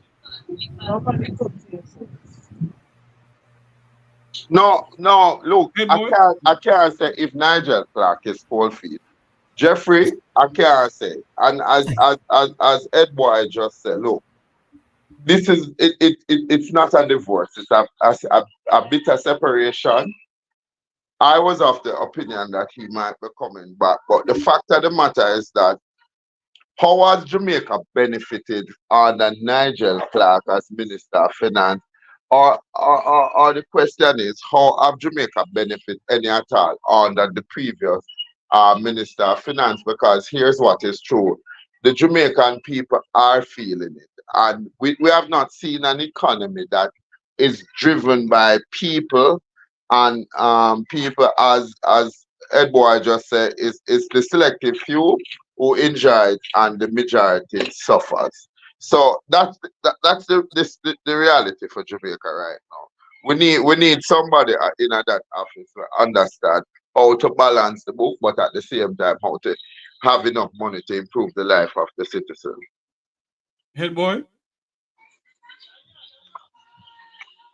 Friend, simple put for me, and I've said it to you, and I have no remorse in saying it, right?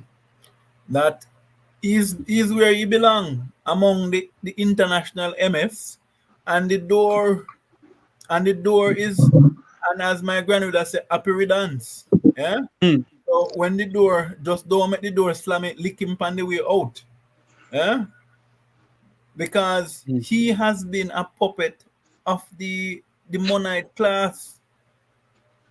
When I saw the first thing that happened with the group of company that he was a part of, when they got the contract, they're the ones who got the contract for to deal with the data for needs, you know. Yes. I don't think people understood what happened. 1 second, let me call you back. Yes. But that's why people that understand, oftentimes the politics that we see on TV and the politics that is done in the corner and around the block, the average Jamaican don't really get too deep in that. Them just want to know so them life better, them can buy food and keep a roof over them head. I mean, it's not like the people are asking too much, you know. Them are asking better healthcare, better education, pay your civil servant more, improve minimum wage so people can live, and get rid of the monopoly in some circle. Because these people, if they didn't redo them science, them would have surprised that a lot of people now go hold them feet to the fire. You know, see nobody I get up in a Jamaica a protest. But the fact of the matter is that they are sold on the idea that Nigel Clarke was the savior. He rode into Jerusalem on a white horse, and when he came, prosperity followed. The fact is that if you're going to analyze the assessment, and I've said it to Jeffrey, assess what has been the greatest achievement of the Jamaica Labour Party since it took power in this administration and since they have been there. And that would include the achievement of Nigel Clarke, who says that he has balanced the book. There is no new taxes, and basically with all of that, he has not said how are we going to fund health, climate change, security, and education, critical to the development of the masses of the Jamaican people. Nobody has ever really said that, but all Nigel says that I have created more services and I have made sure that there's no new taxes. And Ed Boy, if there's no new taxes, how do you then fund a $2 trillion budget? Let me help you with that. Jeffrey, I shared with Jeffrey today something I had written, right? Let me tell you what has been his legacy. Economic inequality, that's one. That's a heading. So you can put under that what you want to put under there, which is the gap between the wealthy and the poor has widened. The public sector challenge, which includes the privatization of state-owned enterprises, which has led a lot of people to result in a lot of people being out of employment. That's one. Vulnerability to external shocks on the global market and integration aspect. There has been trade liberalization has left or exposed us. Hence, the policy that him come with the other day, one of the stupidest policy that we're now going to import agricultural produce from other countries. Right? So that is legacy him left with us, you know. The other one is debt burden. As much as the argument is being pushed by Nigel Clarke, I listened to Ralston Hyman the other day on over Colin Bell, which is Portland Spice, and I encourage persons if you have a chance on a Saturday morning. I do join Colin Bell on a Saturday morning on his program, right? And the debt burden, even though they say the debt has been reducing, we were at GDP 160 first, 160 to GDP, debt to GDP ratio. We're now trending down to about 85, 90. We have been stuck at 90 for the last 8 years. The reason for that is that these guys keep on going and borrowing when them don't really need to borrow. Yeah? So that's one. Then the social impact. The social impact is the one that is the worst for me, because what has happened with the social impact is that they have overlooked the social implications of these economic policies. So the erosion of the social safety net. Remember, Portia had a watchword. Let us balance the books while we balance people's lives. To this day, there have not been a balancing of the book and a balancing of people's lives, and that will be the legacy of Nigel Clarke. Right?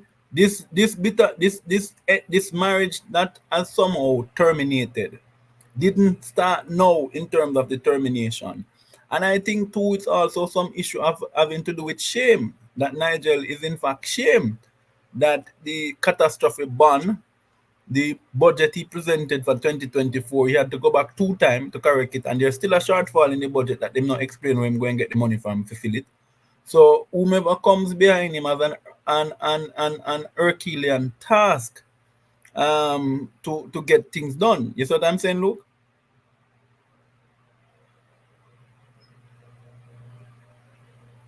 I don't know. Gentlemen, are you hearing me?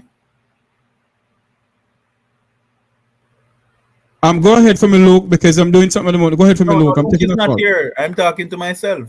Oh, sorry, I'm hearing you. Go ahead.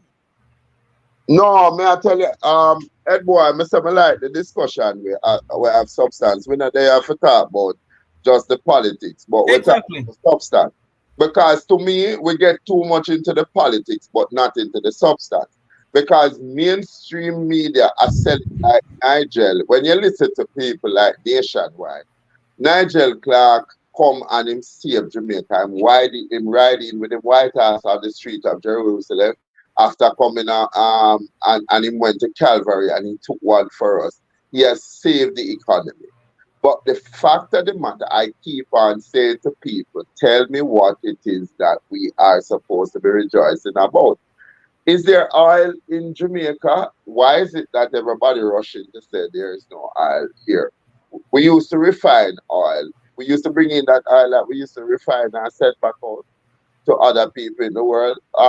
Is there gold in Jamaica?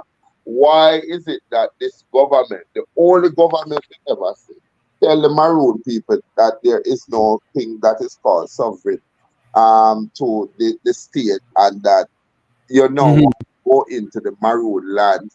Can we not think this thing through? Why is it that one set of people have a whole fleet of trucks coming in and we're not questioning it? So I'm glad that you sort of tying the knot and showing people say all of what we see is a pantomime, but we need to look at what is happening behind it, because you have prosecuted this excellently. We have not benefited from an economy and balancing the life of people, neither under PNP or under the Jamaica Labour Party. The people now need to say what it is that we can do better. And this is where people like you, head boy, have to play a role. What it is that we can do better to see the day when we can better the life of the Jamaican people. What does Jamaica have to offer now to the world? And that we can package it and we can save some money from it. Because I was of the opinion, and a lot of people, we can't say this, but I say, well, why we can see everybody applies some ganja, everybody gets US dollar from it. Since everything else in a Jamaica is charged to you by US. If you're buying a house, you get the US, and you're not on a US dollar we spend. So why is it that we don't do big things like we encourage people to do, like 2 plots or a section in their house? Somebody takes it and look at the grading of it, pay you accordingly, and we contribute to the medicinal industry, because there is a big market for it. And I know that when you talk about the medicinal value of plants, or you talk about the new blue hole fishing, why we not encouraging more people to invest in this industry and raking how much billions of dollars that is associated to these, so that but when you look at it, Luke, it's very hard for a Jamaican citizen to get anything when it comes on to investment in this country. I want to ask Headboy this question. If Philip Henriquez is a member of parliament, it's alleged that he has a Israeli passport. No, it's not alleged. He has it. It's my friend. Me can't say so. You don't say it. You have it. So if he has a passport that belongs to the state of Israel, how does he sit in the Jamaican parliament? He can't become a minister of finance then? No, you crazy? Are you crazy? Who can stop him? And him is from the 21 families. Oh, at them who own Jamaica? You think you own Jamaica?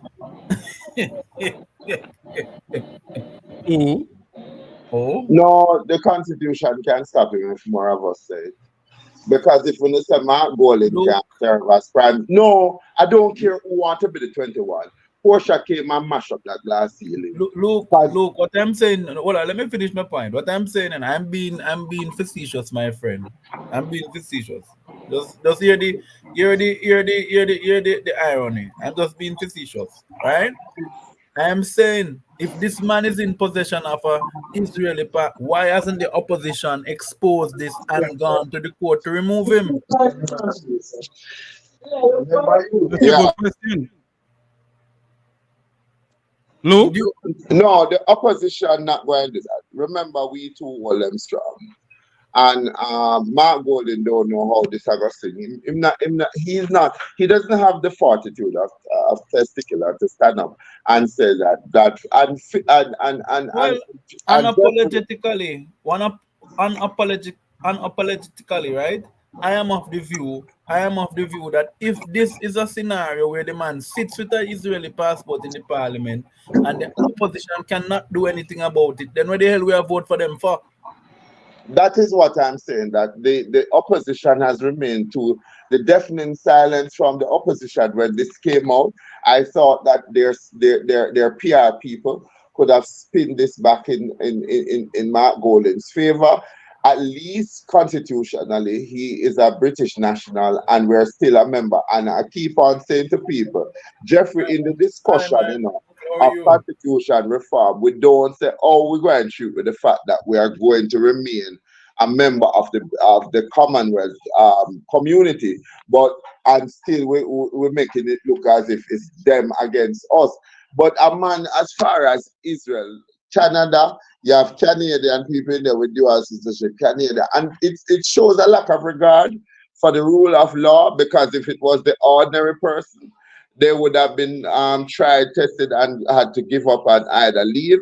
But when it comes to these people that are the untouchable, we have a different set of law for them, because constitutionally, Bert Samuels or somebody should have litigated this and said that, no, you can't have a man so far. But look, me not say it's what it is, I'm saying that Jamaica is coming. A whole heap of people now I get up and them start talk out since them are listening to these programs. Them have more insight because what them never understand before, you guys have started giving some clarification to what they need to understand. But it's not the onus on the opposition. I thought it would have made Andrew Holness an exceptional leader if he said to Philip, well, look here, you way out of the loop, so you have to go. But again, he who pays the piper call the tune. All right. We have some news coming into us. This is the runway at the Donald Sankton International Airport, where flights right now cannot take off and cannot land because of this scenario at the Donald Sankton International Airport in Montego Bay. That is what is going on there right now. Oh, you mean we that do not know the asphalt who is the contractor? Who is the contractor for this? Who did the runway? We don't know. We don't know if there was an earthquake or what happened, why the runway is like this. But based on what we're gathering on the Macroeconomics News Center here, this is what is going on.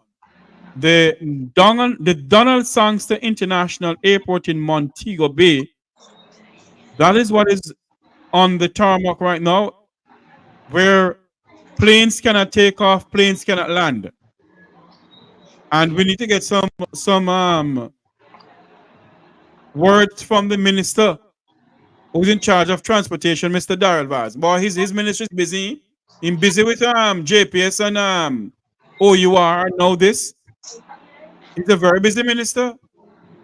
Working, not doing anything. Welcome back to the program. For those who are just joining us, we're talking about what is going on in Jamaica.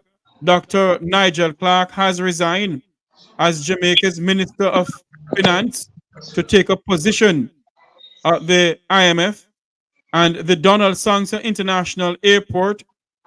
Planes are unable to take off or land because of the tarmac. Apparently there is something going on there where some road, the tarmac rather, the tires and everything is on the runway. So workmen are on the runway right now trying to see how best they can bring the situation to normality. Welcome back to the program. We have with us Luke George Cook and political analyst rather, head boy, and Luke George Cook, human rights analyst, activist. Luke, where do you see this country going? Nigel Clarke is leaving. Nigel Clarke is leaving. Hold on for me. I think I'm getting a message here. Yes, okay, head boy, no problem. Nigel Clarke is leaving. No answer from the whole thing with the financial melt, in a sense, of SSL and other things that's going on in the country. They're collecting money. Nobody know how much money they collected. We're being told they collect a couple billion for the people of St. Elizabeth during the burial. People still the same ways having problems getting their homes and getting light and everything like that. So the fact of the matter is, where do we see ourselves going? Is this country on the brink of collapse because of $1.7 trillion unaccounted for? How many billions have gone down the drain? The airport in Montego Bay has not, don't finish all now. The health sector is in a crisis. Your views on all of that? Jeffrey, look, without a vision, the people perish. I think for a long time there has been a disconnect between the Jamaican and the vision. And because right now people just in survival mode, this is why the concern has gotten some airtime, because of people like you and other persons in the diaspora who have been assessing this country. The truth of the matter is that nothing changed on the administration, because the Jamaican people who vote for these people vote sometimes with a $3,000, and you never buy the hand of the man that feeds you.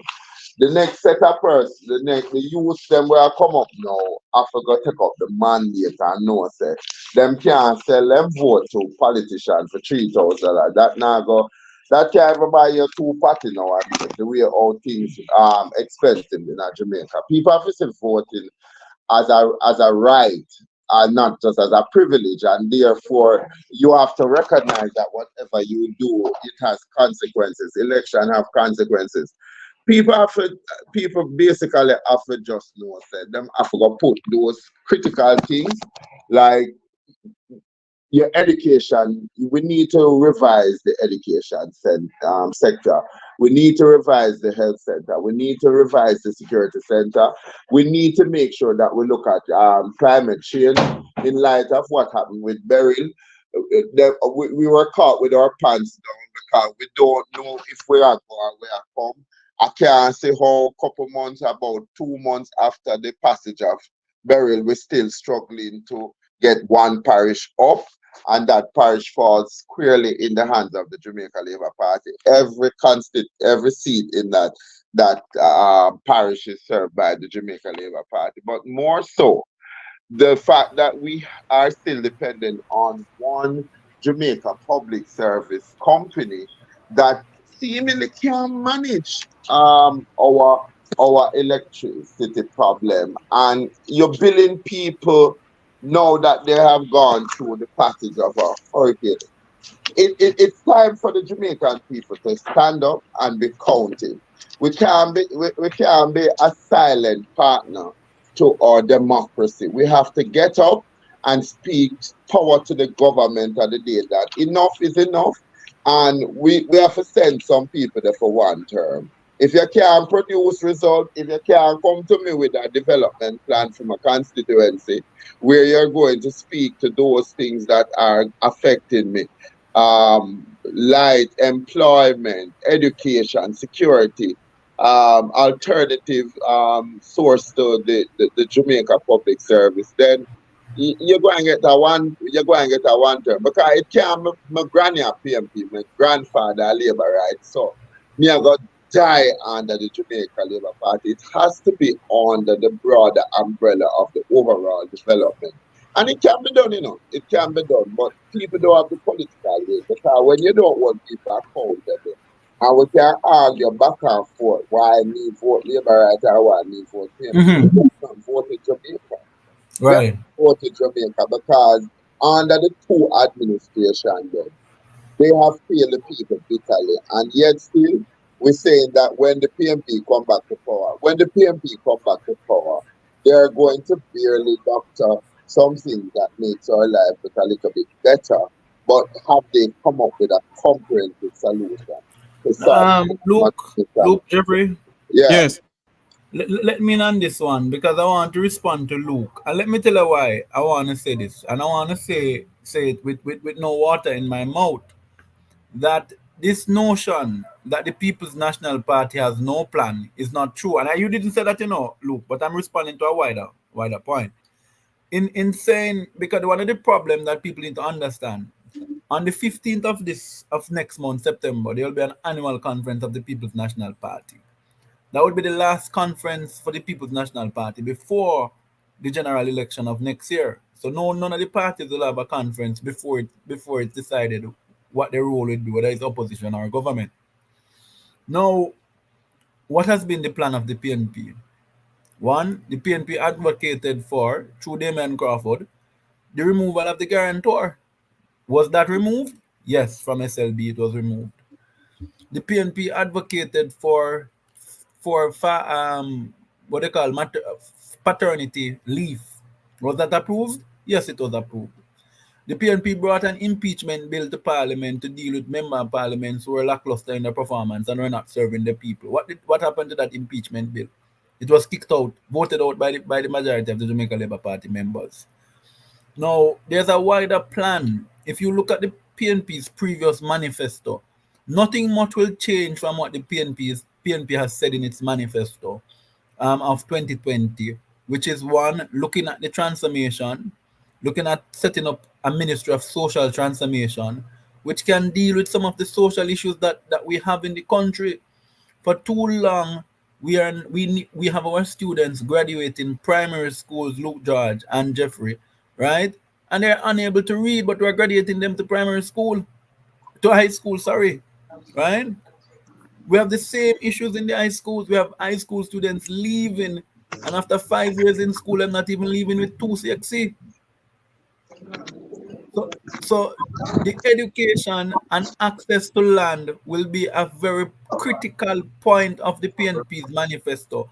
And I want people to stop this comparison that we've been doing for a while. Oh, the PNP is not much different from the JLP. You can have one government at a time.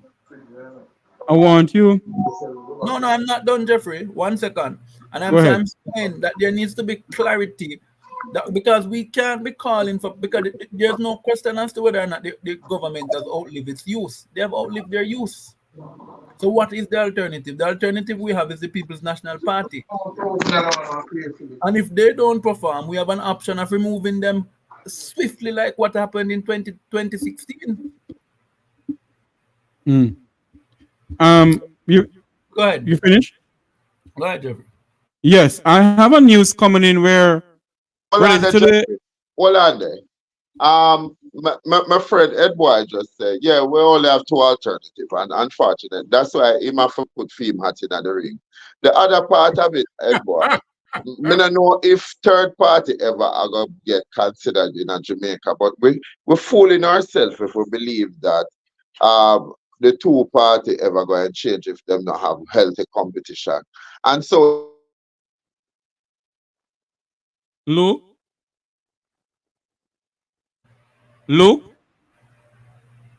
I don't know what happened. It seems as if he's coming back. He's coming back. And sometimes it goes out like that and then comes back in. Welcome to the program. We're talking about Dr. Nigel Clarke leaving the role as Jamaica's Minister of Finance and the Public Service. We're also speaking about Darrell Vaz saying that there's no oil in Jamaica. We have news coming into us where Justice Minister Delroy Chuck, as soon as we get back Luke, George Cook to come on, I don't know what happened to Luke. As soon as we get back, Luke, we'll have Luke speaking to us. But Justice Minister called delay start to the Mario Dean trial scandalous. The minister had this to say.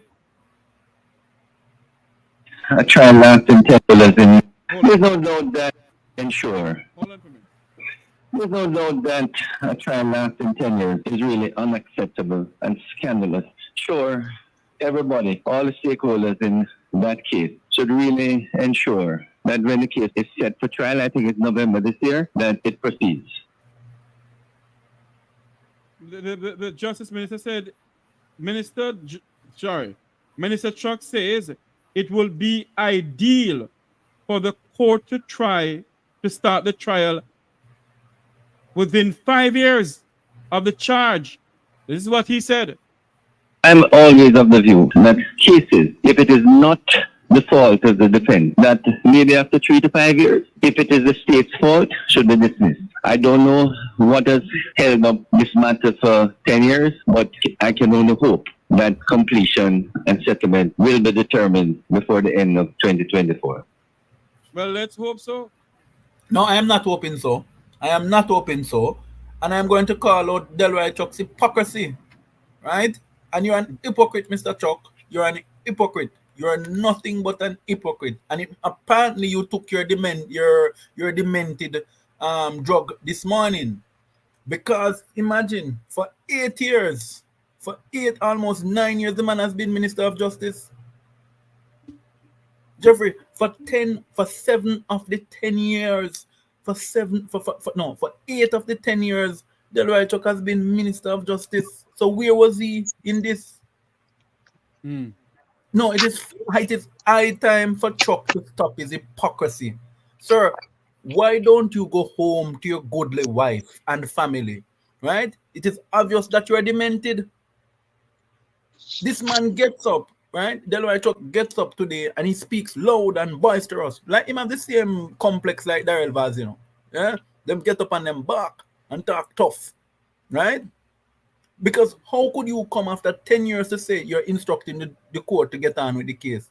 After 10 years and you've been minister for 8 years.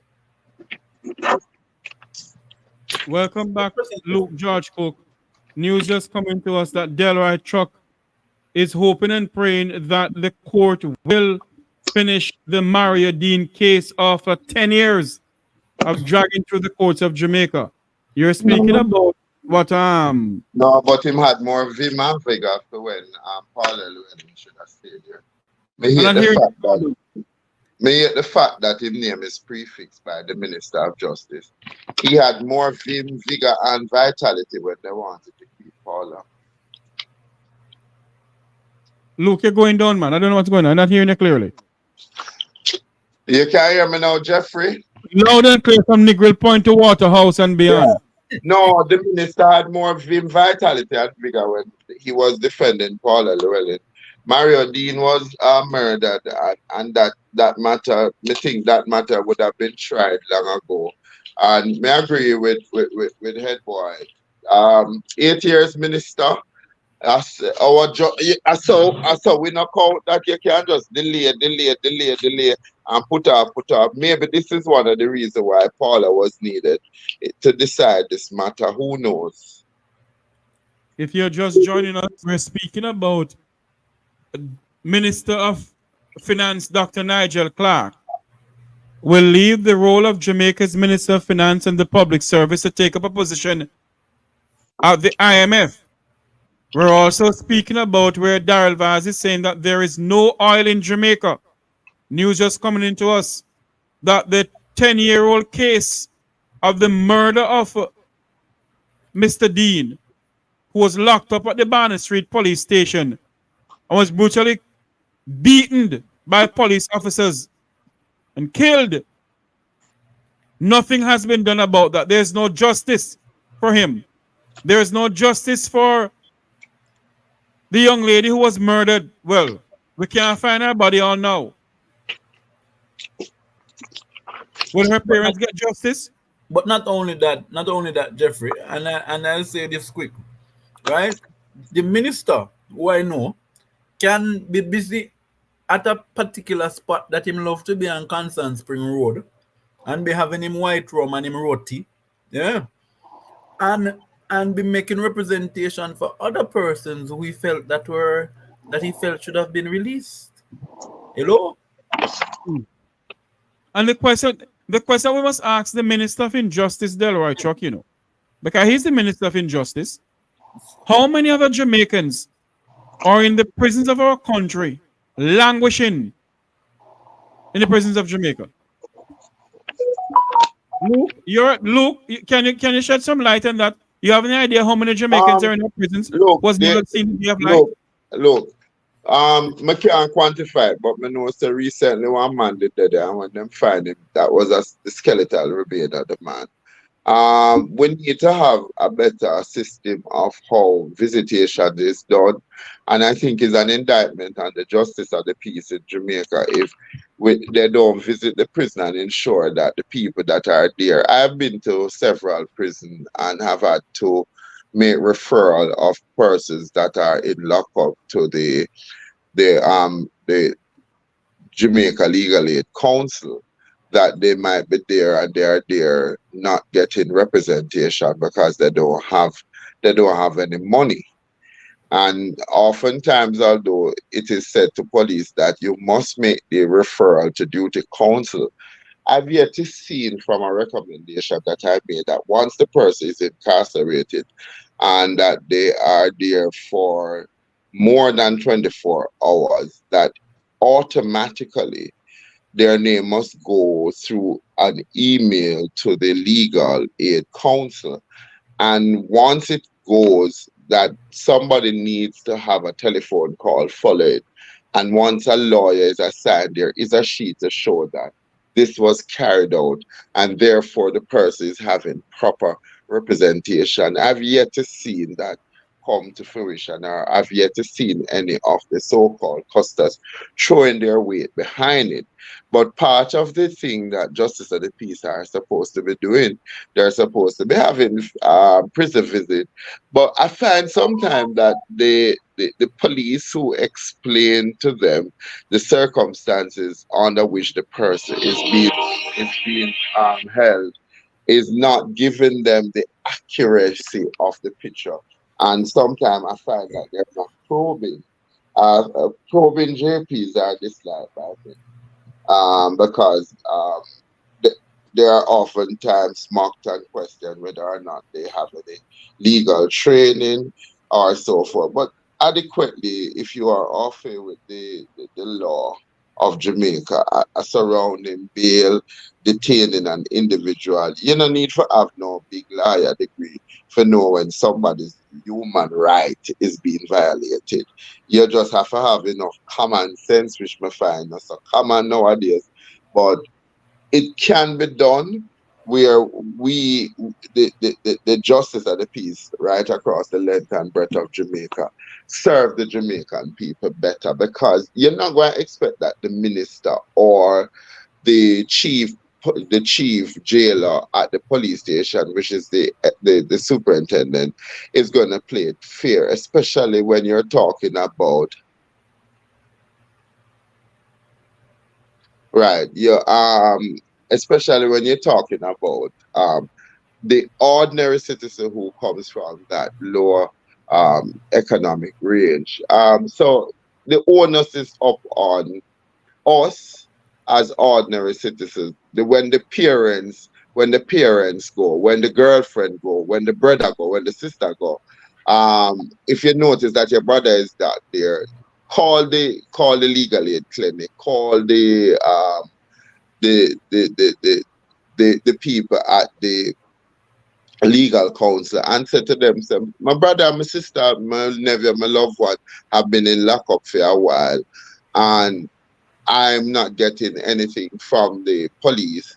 And as a result, I would like somebody to go down there and to go talk on behalf of the people. I know some of these people, when you call them tell you that it attract a fee. If you call the legal aid counsel, it is supposed to be free. If you take the matter, they might allow you to charge far below what you would have charged if this was in your private practice. But I know that is what the legal aid counsel. And to the legal aid counsel, you have done a bad job of advertising yourself as that critical intervention between the citizens and justice. Some of the money that the Minister of Constitution Reform should be spent advertising the services, because oftentimes why Jamaicans are not in the know, them know when Nigel Clarke say him lower taxes and no new taxes, but we don't understand what that means. And inflation is at an all-time low, and we don't understand what it means. We need to know. Public education has to be a part of the vehicle for change, because even some people you think we know, and when you have people like head boy now who prides himself in not going to Oxford but doing well, going to the local school and getting him guidance counselor degree and is a student of political science to get the information out there. So one of the things, Jeffrey, we can start on your program is to advertise numbers for some of these places like the legal. So I have a call in line. Caller, welcome to the program. You're live. Hey, how you doing, Jeffrey? I'm doing good, my friend. I'm calling in real quick to clarify something. Good afternoon to your panelists. Real quick. So Daryl Falls. Sorry to bring that this way, but I just want to ask a question. Remember, JPS said that they sent a letter to Daryl Falls, to the cabinet, saying that they were gonna. Sir, I don't know. Hold on for me, my good friend. I don't know what's going on. We can hardly hear you because are you driving or something? Yeah, I'm driving. Have your window up? Yeah, I got my window up. Can you hear me better? A little bit better. Go ahead. So the JP is saying that they sent the letter to the cabinet saying that they were going to switch over to the diesel fuel, and then it's going to raise the taxes or raise the bill. So my question is, There are false saying that he didn't get the letter, and he's been trying to communicate with them, but yet JPS sent the letter to the cabinet. So my question is, who deals with the financing? Isn't it what's the guy we were talking about? Nigel Clarke. Nigel Clarke. Isn't he the one that's responsible for financing in the government? But based on what I was told, and in a news item that I heard, that the letter was sent to Nigel Clarke. The letter was not sent to the Ministry of Energy. And based on the protocol, the letter was supposed to be sent to both the president of JPS, the Minister of Technology, the Minister of Finance, the Office of the Prime Minister, and so on and so forth. The letter was not CC to all those people. So today he's going somewhere else? The letter only went to one person, sir. Oh, wow. So another thing I gotta mention, Chuck, Jamaica, you guys can't expect nothing better from a person that's on WikiLeaks. You cannot expect anything better if you have a person like that in government. That's the first mistake. But thank you, Tavares. I'll continue listening. Who is on WikiLeaks? Chuck. Who Dara Chuck is on WikiLeaks? Yes. Okay. Yes, sir. Go ahead. I'm hearing you. All right. That's all. I'll listen. Thank you so much. Thank you so much for calling in. All right. I've lost both my co-host and my guest. What happened to Head Boy and Luke George? I don't know. But the numbers to call into the program is 954-529-8030. I was downloading a video. If I seems a bit distracted. Greetings, Shirley. I was downloading a video here to play, but it's not going through. The numbers to call into the program is 954-529-8030. Your views on what is going on. Dr. Nigel Clarke resigned. Darrell Vaz is saying that, let me see if I can get this video to play. Darrell Vaz is saying that he, here it is, yes. Darrell Vaz is saying that there is no oil in Jamaica. That has been reported in the media all day long, over a week now, that there has been oil in Jamaica. Now the minister is saying there is no oil in Jamaica. Who must we believe? Who must we believe? Those are the questions that we're asking. Did Nigel Clarke leave Jamaica better off than where it is? Good afternoon. Good afternoon, caller. You're live on air. Welcome to the Macroeconomics program. Hi, my brother. Good afternoon. Good afternoon, listeners and everybody. You every time you come on here, I am amused. Yes, ma'am. I am amazed. And I am appalled. Because it does seem like every day is something new. It's not just getting any better. What happened? Good question. Me don't know. Me just appalled. It's like me lost of word right now. Me don't know what to say. Only thing me left with right now. At the end of the day, the only thing me can left with right now. I mean, I'm gonna stay along for the program with you because I reached a point where me not know this about Jamaica again, my beautiful country. Me just wait for God. Indeed. Me wait for God. God has something in store for them, you know, for us. For me, because Jamaica I come from, God has something in store for us. It's going to be so bitter, it's going to be so dangerous, and we're going to lose so much of our loved ones. Jamaica, I got stink. Jamaica, I got stink.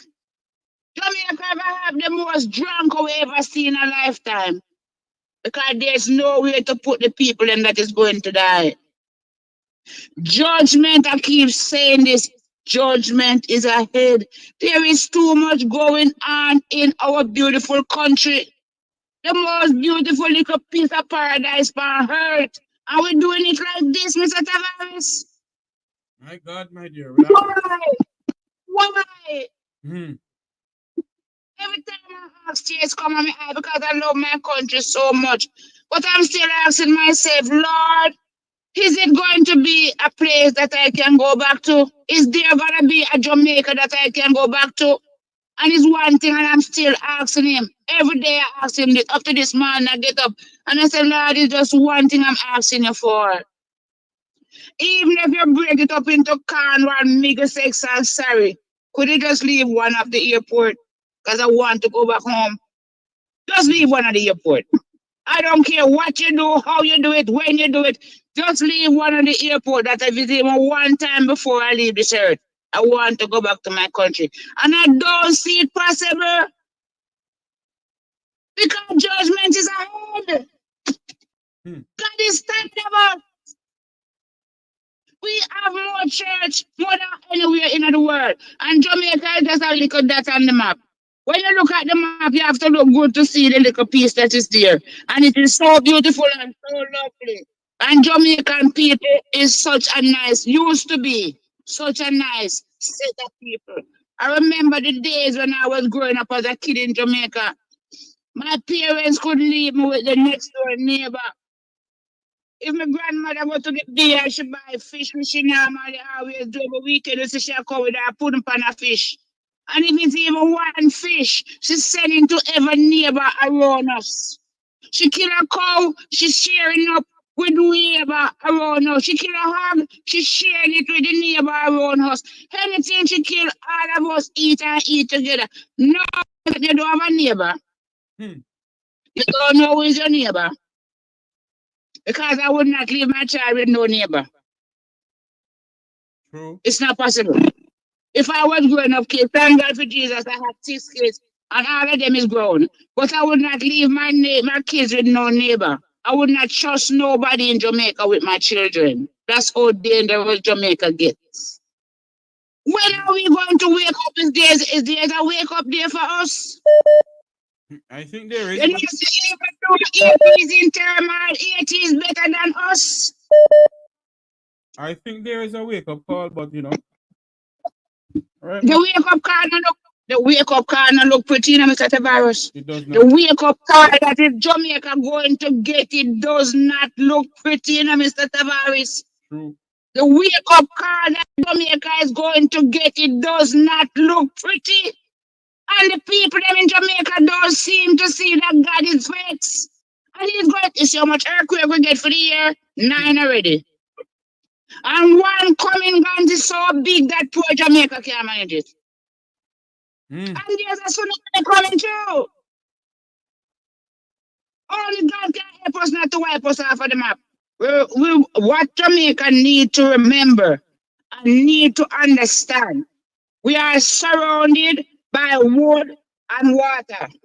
And there is nobody next door to stretch our hand to. Cuba is too far away.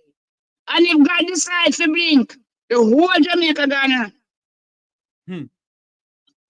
And the Bible says, anywhere that is too saturated with blood, judgment come. The judgment of God can be very dangerous. I want to know, say God is a loving God, but he's a dangerous God. God ain't tired of angel prayer, you know. Oh, Jesus. Me go pray now, Papa. I go say we can pray. Can I call not even prayer can help us no more? Not even prayer can help us no more. No, this is one thief up the whole of Jamaica money and say, I got IMF. In can't go IMF go thief because him get as much already. So him no need to thief no more. So him take oneself. And you can't follow the lead. And you cannot follow the lead and just take a page out of film book and go on to the man. Because I'm the one who scared judgment point of it.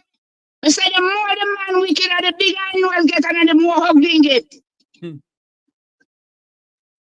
Mr. Tavares, what are we going to do? What are we going to do? What are we going to do to save Jamaica? What can we do to save Jamaica? What can we do? That's a very good question, ma'am, and I'm asking the same question. What can we do to save this country of ours? Because it not look good for me, you know.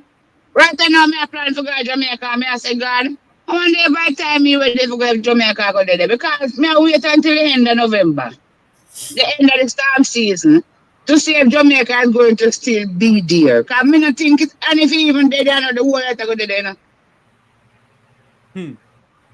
God ever bring one judgment. Me, I'm tell you today how much day the month of August 2024. By now on the end of November, we're going to see some things up in Jamaica, we're going to wonder if we live, if we live pretty. We're going to see some things up in Jamaica, are going to be so dangerous that we're going to be in shock and awe. And it's not for man.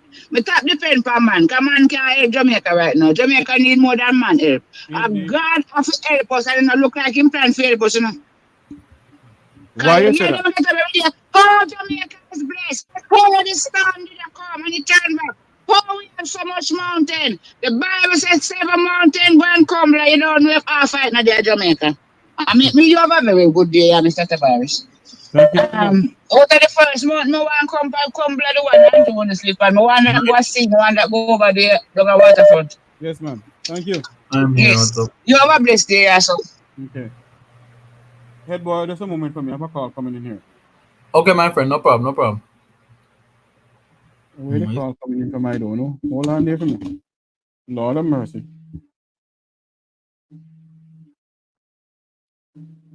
I can't sit. Oh Lord. Good afternoon, caller. Welcome to the program. You're live.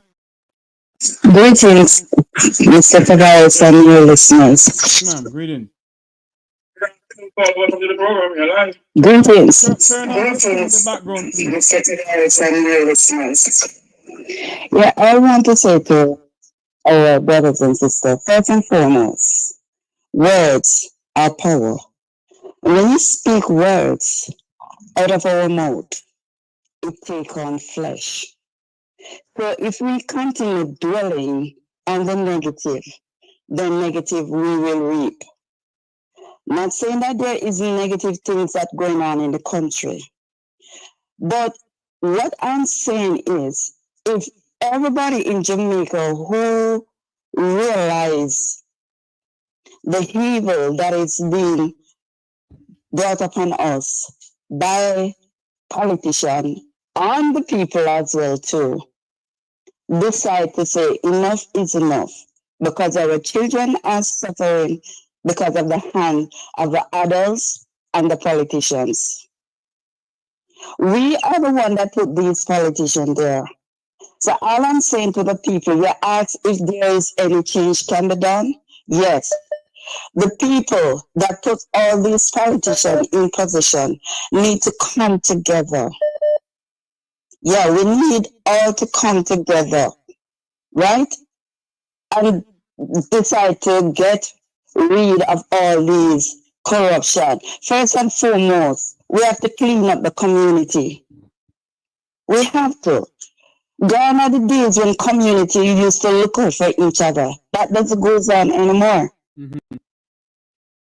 So therefore, we are pointing fingers and not looking to the answer come from with us, within. Yes. Yes, ma'am. Thank you. We keep on pointing finger and stop looking to these politicians because it is very clear that they're not intend to do anything for us. Yeah. So are we going to sit down every day and keep on saying, Lord, the politicians, them are corrupt. What about the people around us who are corrupt same way? Who are strengthening them? Who are giving them the go-ahead? Andrew Holness called and said that the reason why I'm have to put on this on Jamaican people because they don't care. Yes, ma'am. They don't care about themselves. Yes, ma'am. So if you can blatantly say that, what else? Yeah. What are we gonna do? Thank you. I have a next call coming in. Thank you for calling in, my dear. Thank you so much. Okay. Thank you. Good afternoon, caller. Welcome to the Macroeconomics program. You're live.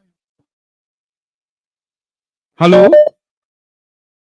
Good afternoon, caller. Welcome to Macroeconomics. What the hell is going on here? Hold on for me. Oh, Lord. What on earth is going on?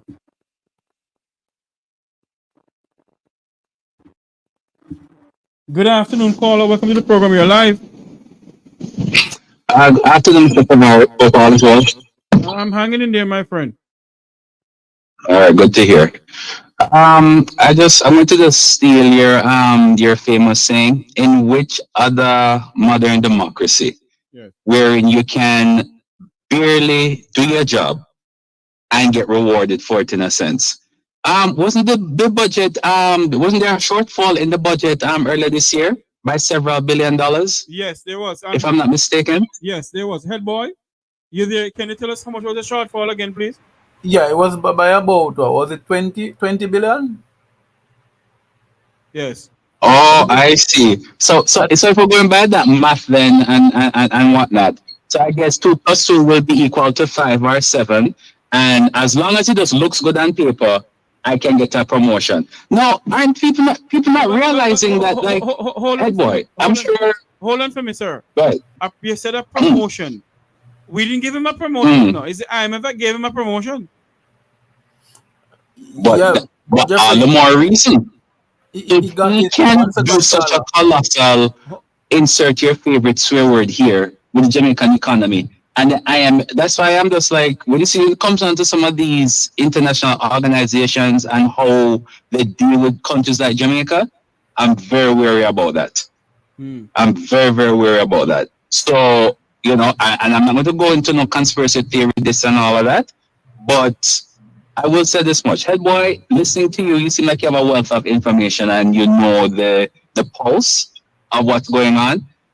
Would you say that with what's going on in Jamaica, people are seeing the blatant disregard for the care of the people and the running of the economy? So don't you find that people are going to either directly or directly think that, you know what, take what I can, think about myself, and then I don't care what happens to the next one, as long as I go home and I'm going to my woman, whomever, and children, they are okay. Because I'm looking at these politicians, how they run this country. They're not thinking about Jamaica first. It's me, myself, and I, and other after. But not the country. You don't go into politics to go get rich and mash up the place and whatnot. Like, this is One second. Let's call her. I know some. Hold on for me, caller. Let head boy respond to you, please. Right. Let me respond quickly in saying this. Right. One, you're so right in what you have said. Nowhere in the world you know do your job good and you get promotion. Now, Jeffrey was making the point that the promotion did not come from the Jamaican people; it came from the international MF. Now, now the issue with that I have with the promotion is this issue that he suffered us to get that promotion, and let me tell you why. You see, all of the austerity measures that we encountered, meaning his refusal to spend, when even Mark Golin was telling him spend a little bit more on social services, he did not. Because what he wanted to do, and then he kept on saying no new taxes, all of those sacrifices was because the man don't plan him to have him escape route. Okay, I thank you for, I will be on this program more often enough because you really talk with a lot of sense. So basically, you did what we wanted you to do. So here is a package for you for doing as you were told, and you have left Jamaica exactly in the position that we wanted in, so that we can continue to take advantage of it, more or less, right? But more or less, but nobody's also talking about the fact that that had Kamina Johnson Smith won the Commonwealth Secretary post, it would be 2 cabinet ministers now holding major positions in the world. Oh, and that could represent a major conflict of interest going forward. Not only major conflict of interest, what would have happened? Not necessarily a conflict of interest, but what would have happened was, you see, the JLP has had their internal challenges. Yeah, there was no seat for Kamina. There was no seat for Kamina. So obviously, him couldn't move nobody else. So Kamina had wanted a particular seat in Trelawney. I won't say where, and she couldn't get it. Then, so essentially, what the prime minister is doing too is also, you have to look at the psychology of it. I think there's a spot between him and Nigel Clarke, and they're playing it down good, because No man, no matter what, right? He just get a raise as Minister of Finance. I go home with about $25 million amount a year time. And the overall, when you look at the overall, what does he stand to lose? These people like power, pomp, and pageantry. Right? Yes. So why would he give up that just like that? There must have been a reason why I'm left. Remember too that the guy that is supposed to replace him just get a $2 billion contract to cater for the hospital. Hello? Oh, right. You know, you know what? It's so sad that when I listen to like Jeffrey Tavares and others, I just wish that more people come on with the same level of reason. Like what I like with how you talk and all of that stuff, even if it's not everything I agree with, I would say most things, is that at least you will bring facts and at least you can break it down and you can show examples of what. We need more and more people to be educated with what's going on in our country, because I see some things taking place, and I grew up in Jamaica in like the 90s, early 2000s. And what I'm seeing taking place now, I'm just wondering if there's a regression.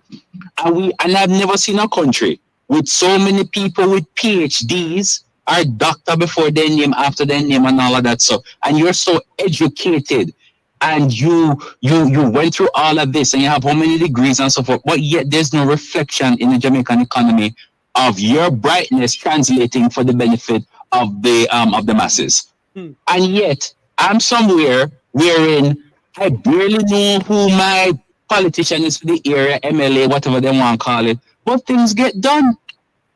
I say things get done. A road is being fixed. You see them put up an amount. It's supposed to be completed by XY. I remember one time on the news, somebody went over by must be about $1 million, and he had to end up paying an exorbitant fine. It almost ate into his profits. But in Jamaica, we just keep on going over and over and over without any real solutions. And while I will say that both political parties had some hand in where Jamaica is right now, we have to agree. I mean, well, my personal opinion is what is going on now, Jamaica, it seems like is making not just a retrograde step, is that we're going back centuries. Because the austerity measures that are taking place, the overall construct of our not just our economy, but that's our social the social construct within our society that is being eroded on a day-to-day basis. Every time when somebody goes back to Jamaica that I know and they come back, they're like, that is not the Jamaica I know. And even for some people who left in like the last 10 years, I know somebody specifically who left in 2015. And when he went back in 2020, he's like, after Jamaica went down in 5 years, I was like, wow. 5 years. It's like you just go back and just keep on seeing this degradation, this continued degradation. When is it going to stop? Carlo, you're on a good point, but you're on a very good point, but let me interject with this. I just got something, Jeffrey, right? Yes. I just got something, and it's a table. I don't know how I get it over here to you. Let me see if I can get it over. Share it. But it is a table. I can't share it. It's a table, right? Because I don't want to bring up. No, I don't want to share it. It's on my personal page I have. I don't want it to be shared. Okay. Right? So I'm saying this is what is on the table. It is telling you the IMF management salaries of April 30, 2022. And the managing director's salary is $544,920. You hear what I said? US a month. A year. A year. Then you have the first deputy managing director, $473,830 a year. Then Nigel's role is deputy managing director, right? $451,280. So Nigel left for a better salary. So why then when Jamaicans want to leave for a better salary, them cost us? Hold on there for me, head boy. You're saying to me that it is 451,000 US a month, a year? No, a year, yes. Wow. Break it down by 12. Then you will see the number. Let me divide it by 12 for you. I'm not so good at maths, but I should be able to do it. 45 roughly. So roughly it's going home with about 200 and something thousand per month. US per month? Yeah, I'm not wrong him. And 200 something thousand US a month in Jamaican currency is roughly 3 million or 4 million a month. 200,000. You all right, Jeffrey? 200,000 US. No, wait, he's making that for the year, right? 451,000 for the year. Right. 451,000. So that's 51 million. That's 50. Huh? No, not 71 million Jamaican dollars. That if it's over a year, because 158 for one US now. 71 million. You're right, my friend. Roughly about 70 something. Yes. But hold on a second now. The president of the United States is 400,000 US a year. So let's just put that out there. So hold on there now. And we calculate by 12. How much a month does he go home with? Let me do my calculator right now. Because my granny always said, don't try to. If this was in Jamaica, Jeffrey, just under 6 million Jamaican dollars a month. No man. You're calculating wrong, my friend. You're calculating wrong. No, if in Jamaican dollars, I'm talking. In US dollars, he would be making 37,500 US per month. Yeah. Over 12 months, 37.5 per. That's a. Excuse my language, but that's a damn good salary. Anyway you slice it. 37,000 US dollars a month. I mean, most people can't even work that in 6 months. I wonder who making get the job of the army. But all I know is going with a very good salary. When he come back to Jamaica, he can back certain people in the parliament and say, look here. Really? Is he entitled to a severance package? From Jamaica? Because he's moving on, because of the great job he did as a finance minister, right? So I'm just wondering if he's going to be getting any perks or whatever not before he leaves. I just a very serious question I'm asking too. It might sound like it's a bit of humor behind it, but knowing how Jamaica run and all that stuff. Hold on. You're going too fast for us, my friend. You have to slow down. Right. Sorry.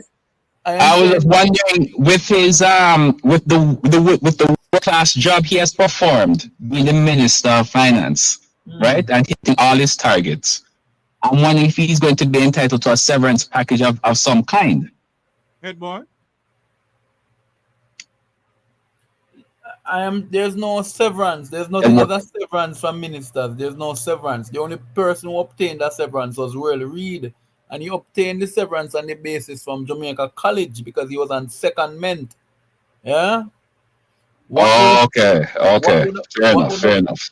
What would have happened? So there's not going to be any some hanky-panky business wherein you're going to be like, oh, you did so wonderful. Here's 100,000 US dollars as a going away package or something, whatever it may be. Caller. They won't be like that. Caller.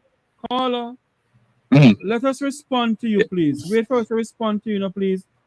Head boy, going to respond to you. Sorry. He didn't listen to us. My friend, remember this. Remember always, we're having a conversation and it is a two-way thing. The moment we talk amongst ourselves, then it's a monologue. Yeah? Now, what I'm saying to you is that the package, people are making the package out to be this big thing. There's nothing major there. He was already getting almost the same salary because let me explain something to you. 37,000 US, right?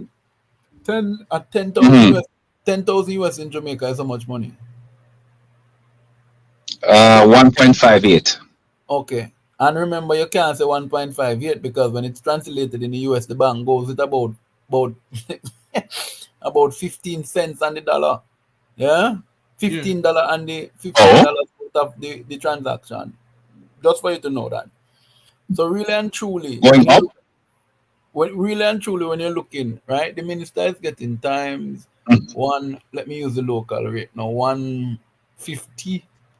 Right, give the bank $8 for itself. The minister is really getting $5 million a month.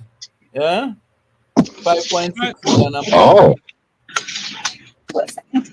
As it were now, the Bank of Jamaica governor is getting close to that. You're saying to me that the government of the Bank of Jamaica now is getting close to what Nigel is getting? Yes.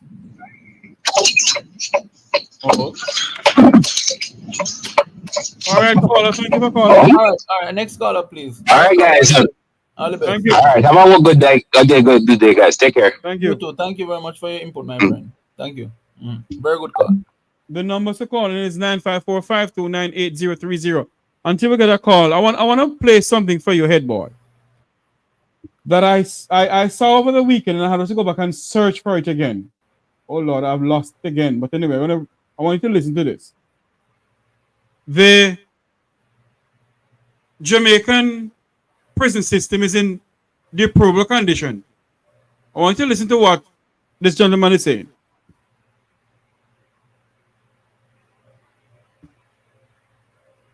One of the things that we want to just ensure that we ask the government for whatever government, whatever administration, we need a new prison. This is not the time for talk anymore.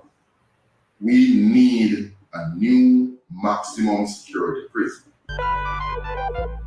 Tell me about the structure of the facility. Paint a picture for me. What are prisoners and the correctional officers dealing with in terms of the structure that has been there since 1901?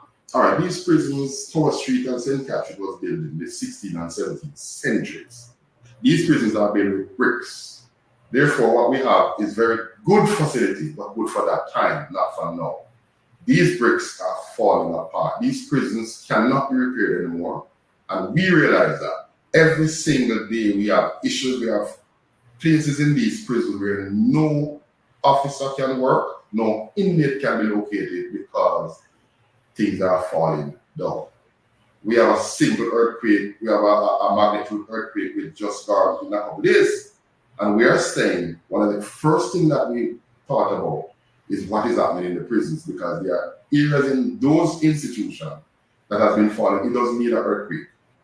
And we can tell you what we have is every single day these institutions are falling apart. They cannot be repaired anymore, but there is no serious move by the Ministry of National Security / the government to build any correctional institution. It is only talk, and there is nothing happening. I have many documents of persons from the Honorable Kurt Spencer, the then Security Minister who was the Honorable K.D. Knight, Mr. Montague, Peter Ponting here, who is indicating clearly that we can't go any further with these prisons, and they are coming from 3 billion to 8 billion to now we are here about 31 billion and counting, with no serious move to build any prisons. So we really don't have this serious input from the government to build any correctional facility. And I think these facilities will have to fall right now before they are serious about building a facility. We have to treat with these issues because the fact of the matter is persons come to prison every day, literally. We have to understand what is happening. The prisoners of today are not the prisoners of 20 years ago. We can confine the body, we cannot confine the minds. Persons are thinking, persons are looking, what can I do? How can we do this? So our job as correctional officer is very hard, but we have to contend with what we have existing, not compromising security, because that is our major focus, just to ensure the persons in our care are cared for. Head boy, we have to end this for a little bit because we have a lot of calls. I actually was messaging you that I'm going, so let me just respond to this and go. Yeah. Yes. Go ahead. That you know, hypocrisy will always be the enemy of progress. Yeah.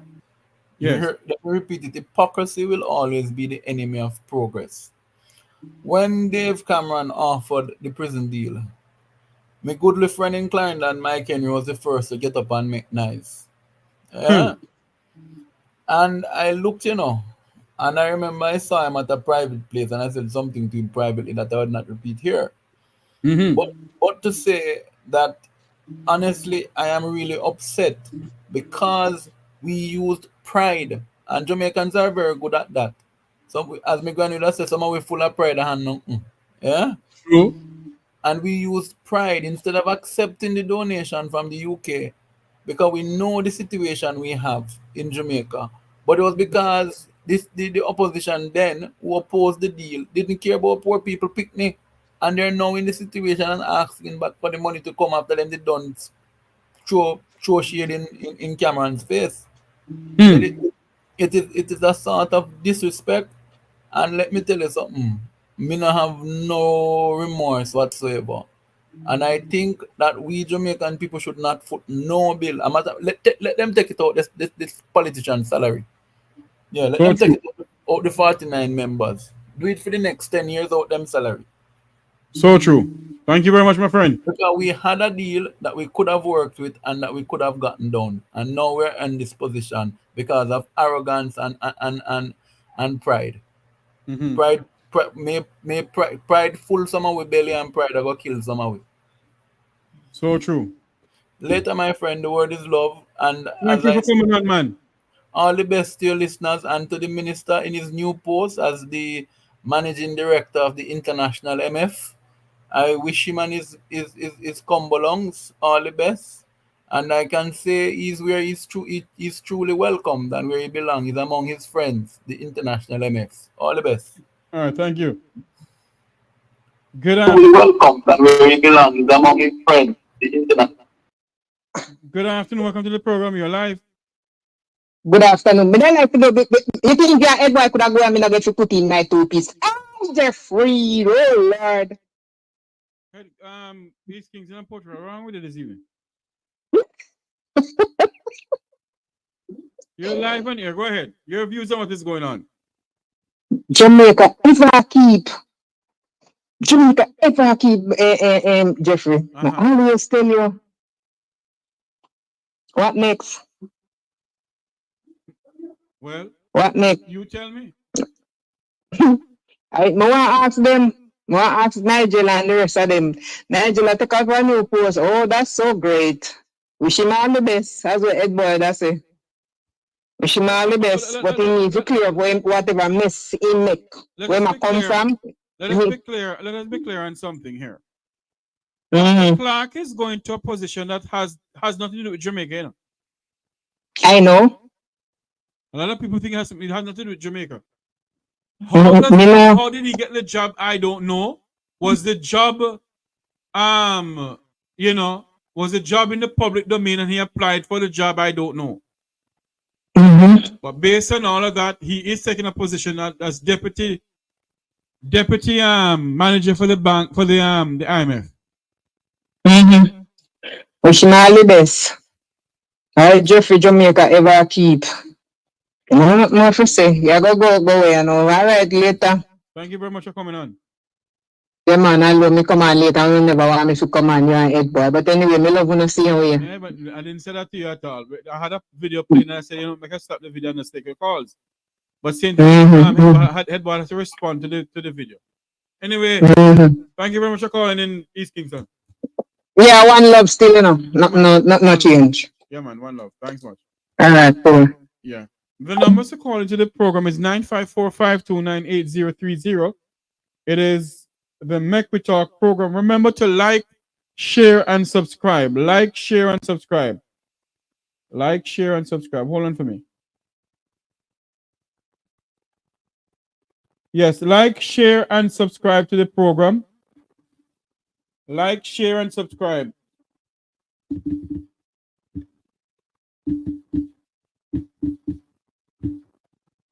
Like, share, and subscribe to the program right here on the Macroeconomics program. Remember, we're very listening, watching from around the world and the Eastern Caribbean. It is now 2:04 in Jamaica, 4 minutes after 2 o'clock. It is now 4 minutes after 3 o'clock in the United States. And it's the Macroeconomics program. Dr. Nigel Clarke will leave the role as Jamaica's Minister of Finance to take up a position at the International Monetary Fund. The number to call into the program is 954-529-8030. I've been going it for a little while. Maybe we should just say thank you all very much for coming on. Okay. Our producers are saying we should take 2 more calls. And then we're going to end the program. If there's no call coming in, we're going to end the program. Yes. I want to show you. Hold on. Good afternoon, caller. Welcome to the program. You're live. Hi, Mr. Jeffrey. Yes, ma'am. Good afternoon, along with Duke and Ed Boy, no? Yes. Yeah.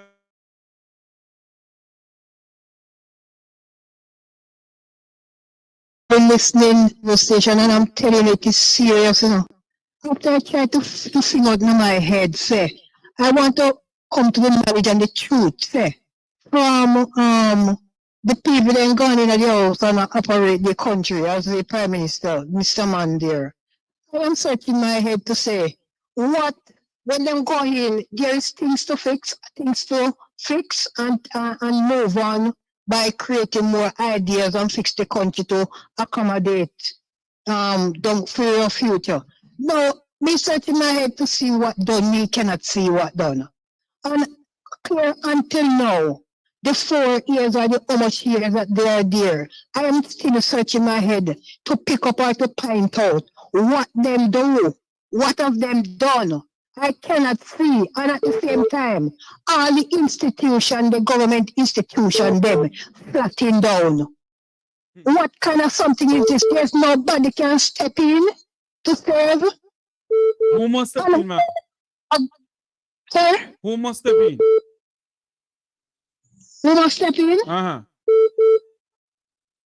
Well, I look at it too and say the citizen them is more better to make some alarm, you know. But yes. There's nothing. The big highway just make the other day. Mr. Jeffrey don't say what I mash up. It's not the highway that is it not? Hold on for me, please. What I show on the video, what highway are you talking about? No, I'm talking the highway what the government make the other day. I'm not talking about the airport thing. Okay. The one in St. Thomas? Yes, St. Thomas Road. Look how the whole of the place just making it mash up, sir. How? I don't know, ma'am. Lack of because the condition in which that road is in right now, that road supposed to lock off. Because it can create accident. Yes, ma'am. All right, ma'am. Thanks for come on. Yes, ma'am. Have a next call coming. That's no good, man. Let's try to search my brain and can't pick out what. Yes, ma'am. Thank you very much for calling in. Justin. All right. Yes, ma'am. Thanks much. Lord.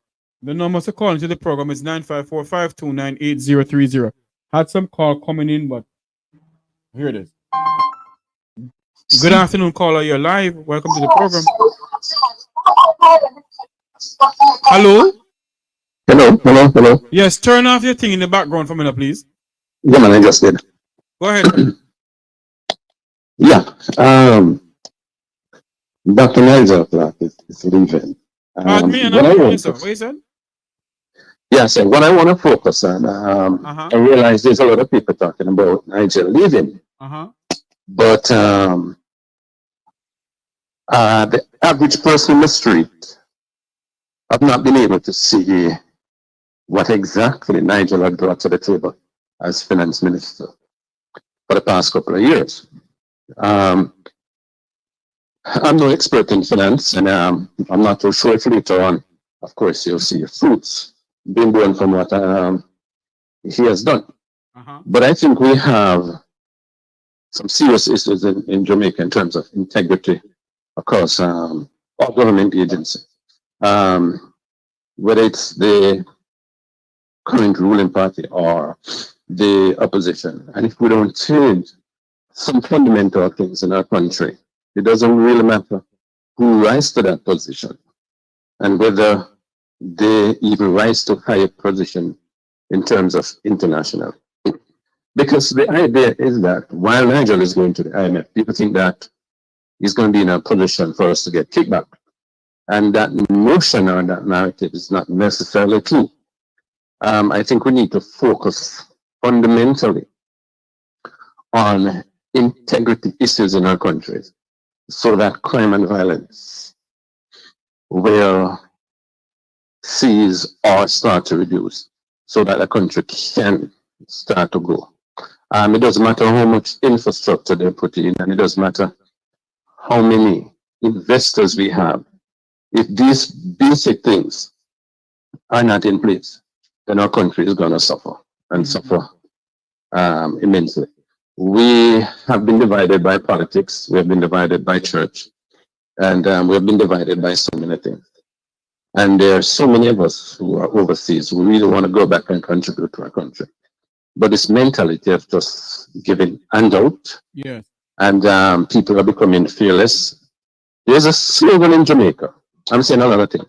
There's a slogan in Jamaica that says, crime pays. And it suffices a lot of people to allow this anarchy to take place in our country.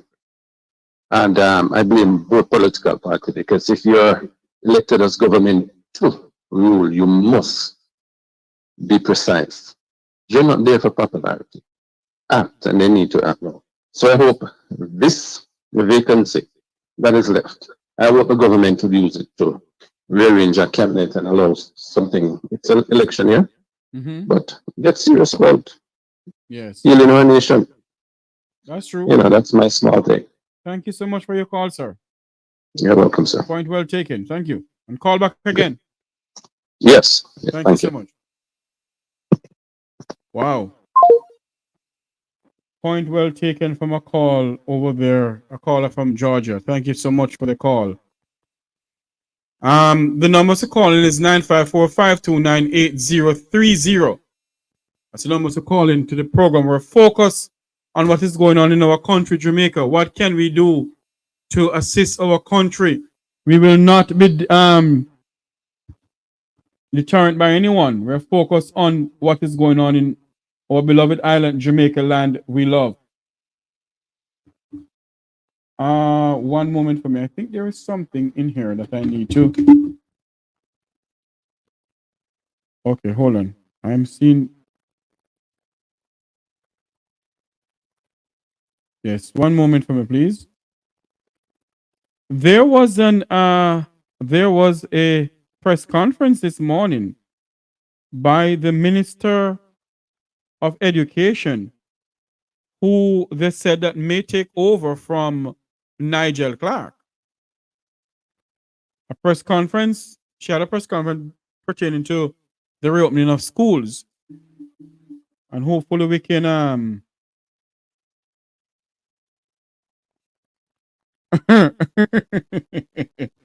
hopefully we can have that press conference come to you all in just a moment. But if not, I just want to say this to you. It was a pleasure having you all on my program. It was a pleasure having you all on my program this afternoon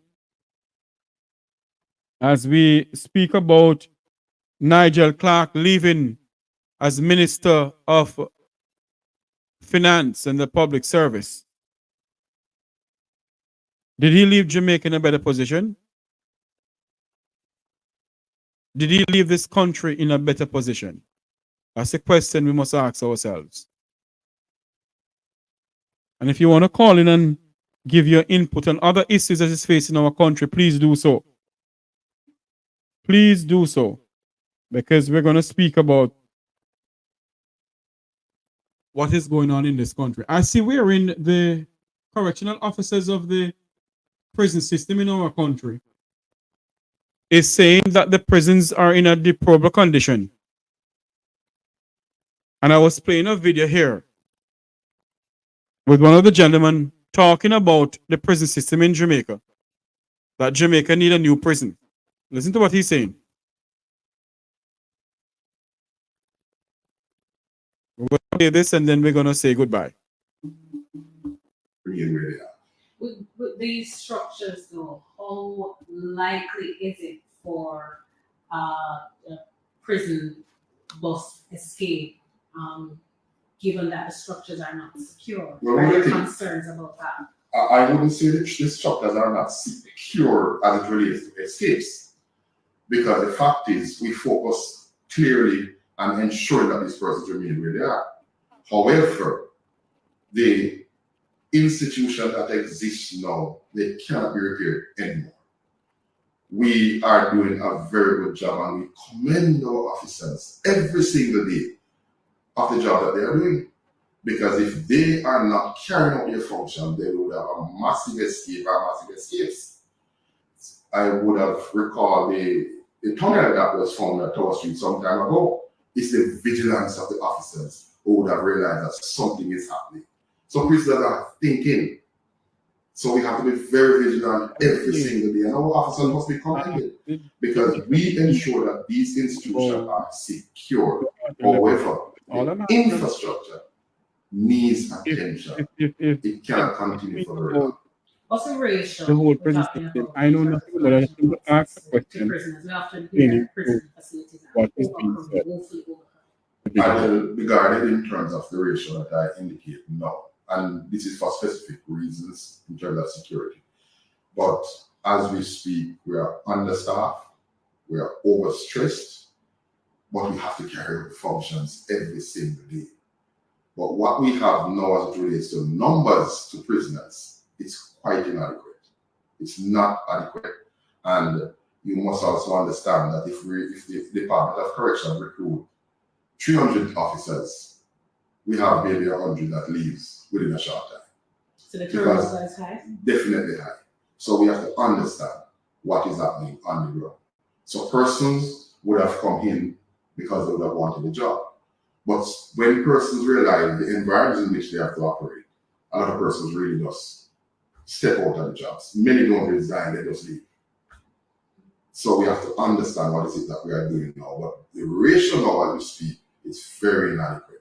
We are understaffed in every single correctional institution.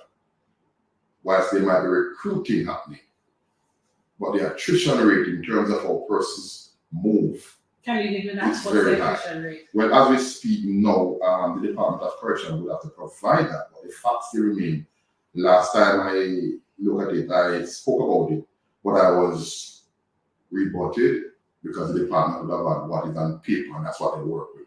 Quite understandable, but I couldn't tell you the attrition rate as we speak. No, I rather to speak definitively instead of just guess and no, but it's really high.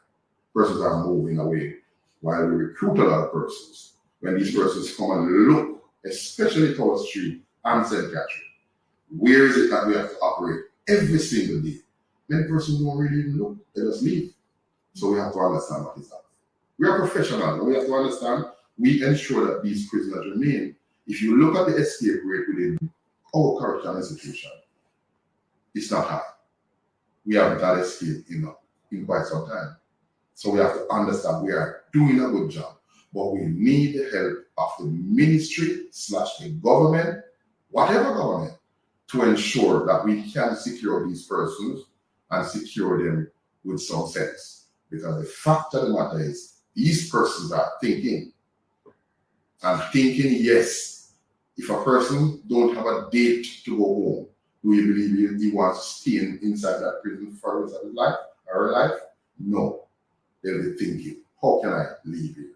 What were your thoughts on the British paying for a new maximum security facility and our government, just allowing that to fall by the wayside? All right. Where that is concerned, and I will never get inside the politics of this, all right? But where that is concerned, the government should have accepted that prison coming from Britain. However, our slave masters, we would not have accepted a prison. It's logical, right? But if we had accepted such a prison, $25 billion prison that was supposed to be built, and they were supposed to send some inmates coming when they're about to be released, and money will follow and all of that, we would have a maximum security prison, state-of-the-art prison that can hold our prisoners in safe custody. These cell phones issues that we are talking about, today we will never have these kind of issues. So yes, it should have been accepted. But as custodians, we're not a part of the politics, and we don't speak politics. I think the politics got involved where that prison was concerned, and this is why it was rejected. But if you're going to reject such a proposal, then what is it that you're going to put in place? And I can guarantee you, it was reasoned that they will not accept this, we'll build our own prison. And there were proposals, I can show you all of these, of new prisons. But the fact is, if you are listening to the argument today, there is absolutely nothing there to build a new prison in 2024 as we speak. What about how Jamaicans feel? We need new hospital structures, we need new schools, we need, better infrastructure in terms of roads. Why waste time building a prison for people who are, criminals? And this Why is, spend our money on that? And this is one of the issues that we would have had in terms of when we talk about a prison. I remember I was on the Jackson Miller program about 3 to 4 years ago when somebody called in to say if we are talking about an hotel. We are not talking about an hotel. But you have to ensure that when the courts place persons within prisons, they are sent there to remain there until such a time for their release. It doesn't mean that you just throw them within a space to say let them suffer, they shouldn't have this, they shouldn't have that. No. You must ensure that these persons' human rights are treated with. So what we have today, many persons on the outside don't understand what we really have within our space as prisons. Persons are within a space where they can't do anything. Because if you put 4 or 5 persons within a space, and I will not say the measurement because we have to watch security issues, I can tell you what you are doing, you are breeding more criminals. You are breeding more criminals. You have persons who come to prison on a simple mistake, but because of how he was located and who he was located with, he comes out worse than he went in. No, that's not good. So we have to understand any country that is growing must look at infrastructure in terms of you must have schools, of course. Your roads must be fixed. Your hospitals should be up and running. But you cannot omit having prisons. And it must be in accordance with the human rights, not in breach of the person that we are talking about. One of the things that we want to just ensure that we ask the government for whatever government, whatever administration, we need a new prison. This is not the time for talk anymore. We need a new maximum security prison.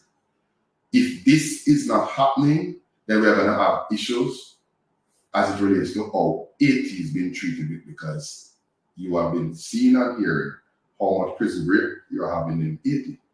The infrastructure is not good. We should not wait until our prisons crumble around us and kill some of us as officers and kill some of our inmates. The inmates are people. We have to understand we can't breach their human rights.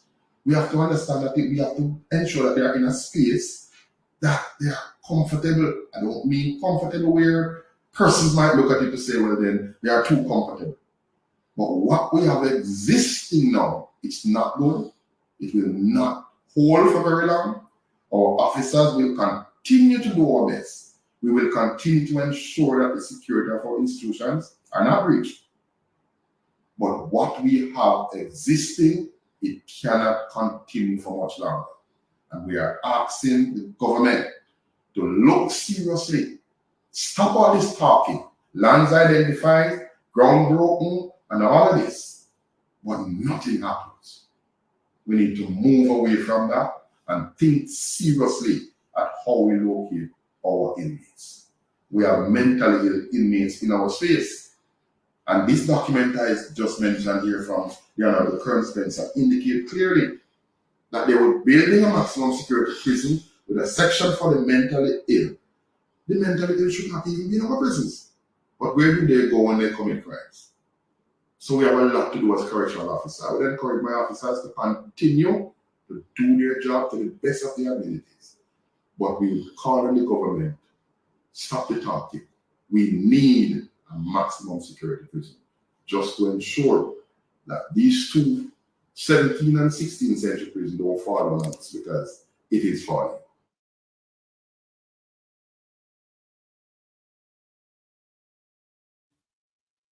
Wow. Based on what we're hearing here, and I want to encourage people who have information about why the prison deal did not go through. We have searched far and near of what is the reason why they didn't do it. Now we are being told that because of psychological reasons, if they bring the prisoners to Jamaica, you're going to have prisoners who are mentally sick and so forth. And we're told that the UK didn't plan to give Jamaica a budget to continue with the prisoners that they sent to Jamaica. Based on my information we have gathered, we haven't seen that in the report, in the Gleaner. So if people are listening to my live who knows about it, about the correct what really happened, you can WhatsApp me. You don't have to come on my program. You can WhatsApp me and say, hey, Tavares, whatever you call me. That's not how it went down. This is how it went down. Enlighten us how it went down, because we have done our research, and based on what we see in the newspaper, so we're going by. I saw this in the newspaper and I decided to bring it to the forefront and ask one of the panelists' opinion on it. His opinion was totally different from what I am hearing. Eh? Everybody's entitled to their own opinion. And if somebody knows about what really happened within the prison system of why Jamaica did not take the deal from Britain, then let us know. We're all Jamaicans here. Educate us now. You don't want to come on air, you can WhatsApp me and tell me. Show me. I'm willing to say I am willing to say I'm wrong. I'm willing to admit the fact when I'm wrong. I'm willing to apologize to everything when I'm wrong. You know? And I just want to say thanks to everyone who came on my program. Thanks to Head Boy for his enlightening discussion as usual.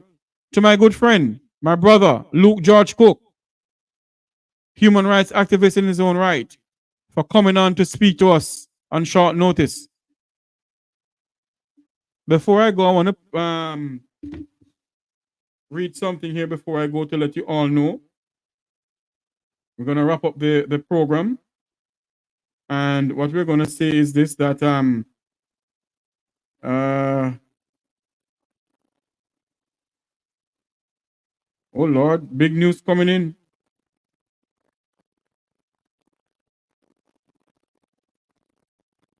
Hold on there for me. Let me get this here. There's so much news coming in. I can't but I go through that. Let me do this here. The news, as we wrap up our program this afternoon, as we say, we're going to wrap up the program this afternoon. I just want to share this with you, that Jamaica's Minister of National Security, it's no longer breaking news, but it is news. The Honorable Nigel Andrew Lincoln Clarke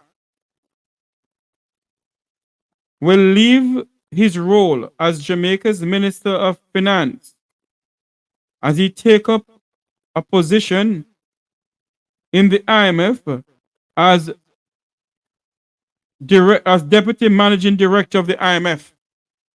The Prime Minister of Jamaica, Mr. Holness, had this to say about Mr. Clarke. This is a historic and important development in which I take immense pride. The IMF plays an indispensable role in the world economy, promoting global financial stability. As such, the position of Deputy Managing Director is global in scope. No citizen of Jamaica, or the Caribbean for that matter, has ever before served at this level in the IMF. It is to the benefit of Jamaica and the Caribbean for one of our nationals to serve in such a consequential global position. The development is therefore a tremendous gain for Jamaica and the Caribbean. The elevation of Minister Clarke is demonstrative of the depth, strength, and capacity of my administration. Prime Minister Andrew Holness says the government has identified Dr. Clarke's successor as Minister of Finance and the Public Service. The government has identified successors to Nigel in both his ministerial and parliamentary responsibilities, and there will be a smooth transition in both capacities. We will provide updates in due course, and the public can expect policy continuity and the continuation of the economic achievements that this government has worked so hard to secure. Today, however, I wholeheartedly congratulate Nigel on today's announcement of his pending appointment as Deputy Managing Director of the IMF. So there you have it. Nigel Clarke has resigned as Jamaica's Minister, as Jamaica's Minister of Finance and the Public Service. There is an item of news I see coming in here where former Prime Minister Bruce Golding attempted to set the record straight in regarding to the All-Ireland Electrification Limited given to by JPS. Hold on there for me. I want you to listen to this. Former Prime Minister Bruce Golding is attempting to set the record straight. Listen to this about the JPS. This comes after opposition spokesman on energy Philip Paulwell's comments on the Jamaica Labour Party JLP signing a license in 2011 that was identical to the provisions he signed for in 2016. In a press release, Golding says Paulwell is not completely honest as it relates to the JLP administration that he led, granting the Jamaica Public Service, JPS, the license. Mr. Golding is stating that in April 2001, the company was given a 20-year license. He says that in 2007, a 40% ownership was acquired by Marubeni, with Paulwell being the Minister of Energy at that time. Golding also noted that Paulwell approved the shared ownership on one condition, which he required Marubeni to agree to certain provisions to ensure the licensee as the sole distributor and supplier of electricity throughout Jamaica. Mr. Golding says Marubeni agreed for the license to be amended to make provision for the authority of the Office of Utilities Regulation, OUR, for the preparation and revision of all requisite least cost expansion plans, management and administration of the competitive process, specific requirements that refers to a transmission and distribution code, and the extension for license so the 20-year period which began in 2001 would now run from 2007. He says the amended license published on August 19, 2011 when he was Prime Minister was only putting into effect the agreement approved by Paulwell's government in 2007.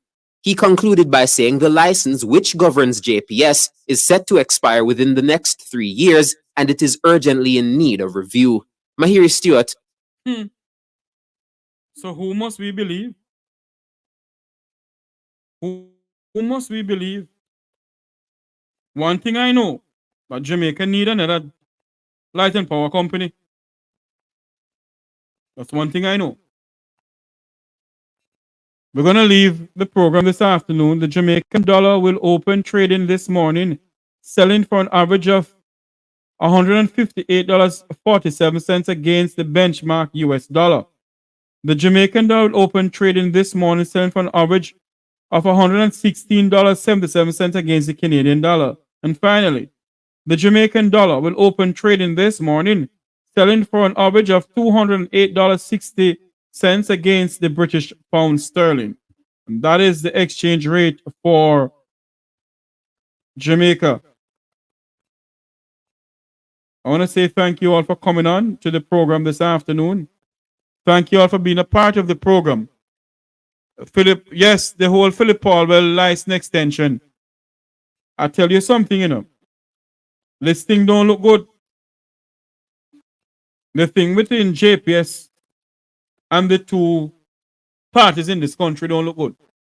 I'm not going to comment on it as yet because I don't know anything too much about it.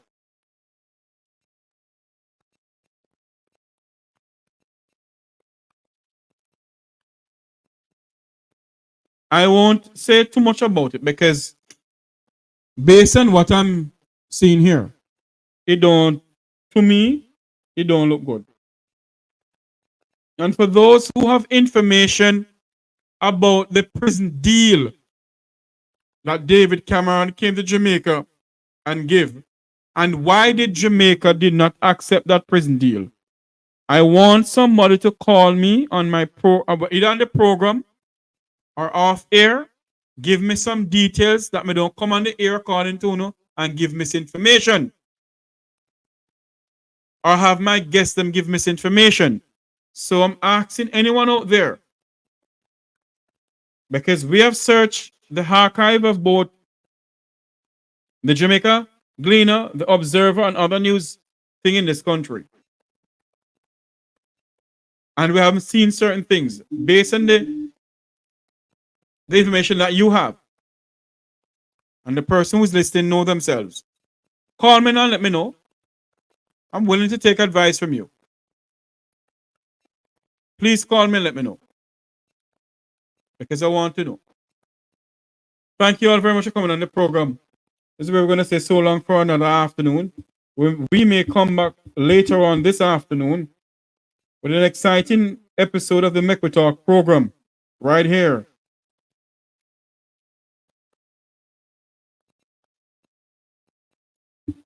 Much it. Yes, we'll make another program to come on the Macroeconomics program right here. I want to say thank you all for coming on. Thank you all for being a part of the program. May God bless you. May God continue to bless our island home, Jamaica land we love. And remember, we're focused. And I will leave you with these words. Do not make your mouth write a check that your ass cannot check. Your ass cannot check. Cash. Do not make your mouth write a check that you know what cannot cash. Let me say this again. Do not let your mouth write a check that your ass cannot cash. We're focused. We're here to do the people's business, to hold government accountable, and to try and move this country forward. To all the naysayers, so be it. Let us rally around a single cause and a single purpose. To leave a better Jamaica for our children. To make sure this country of ours. Good afternoon, welcome to the Macroeconomics program. You're live. Good afternoon, Mr. Tavares. Yes, sir. Is Nigel Clarke going abroad as he's staying in Jamaica with the IMF? I beg your pardon? Nigel Clarke. Yes, sir. Is he going abroad or is he staying in Jamaica with the IMF? I think he has to go overseas, sir. He's the managing director. I think he has to go overseas, sir. Because there's an office in Jamaica too, you know. I know there's an office in Jamaica, but I think he has to go overseas, sir. Okay. That's what I wanted to find out. You're welcome, my friend. No problem. Okay, sir. Thank you very much. You're welcome, sir. Thanks much. As I close the program, I'm not taking any more call, you know, because I want to close the program. And I have this to say.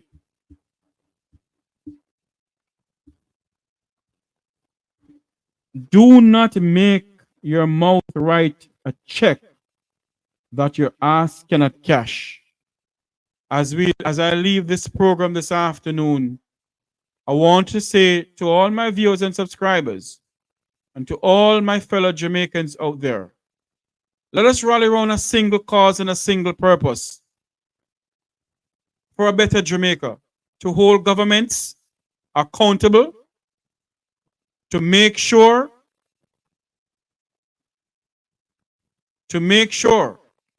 that we can leave a Jamaica, a better Jamaica for our children.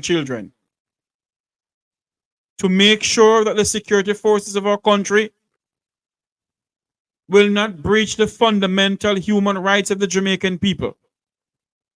To make sure that the government of our country do not breach the fundamental rights of our Jamaican people. To continue hammering down that we need a government of the people, for the people, and by the people. not a government of the favorite few. Let us continue to fight for justice in this country. Let's continue to fight for justice for Maria Dean, justice for Donnelly Donaldson, and others who was lost along the way. Let's continue to fight for justice for those who are beyond the prison bars of our country, who has never seen the light of day, who has never seen the doorstep of a courthouse, but they're lost in the system. Those are the people that I will come on this program and fight for. And so, my fellow Jamaicans from Nickerel Point to Moran Point and beyond the shores of Jamaica, let's continue to fight the fight for a better Jamaica. A Jamaica in which we love, a Jamaica in which we can raise our family, a Jamaica in which we can leave for our children. Let it be said in 100 years from now that those were a set of Jamaicans who fight for this country. Let it be said in many years from now that the Make We Talk program came on to fight for the people of this country, not to tear down each other. And so, my fellow Jamaicans, as I go my merry way this afternoon, I say to you all,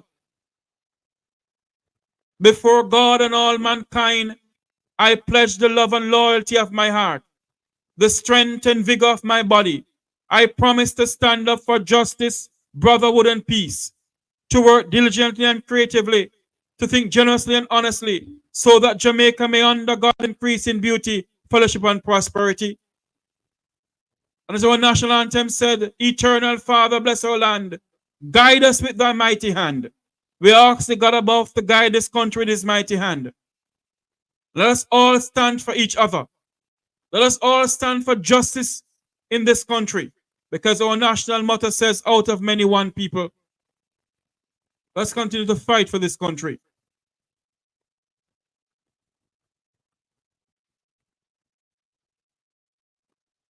Let's continue to fight for this country. And every single thing that we do, we are and will remain Jamaicans.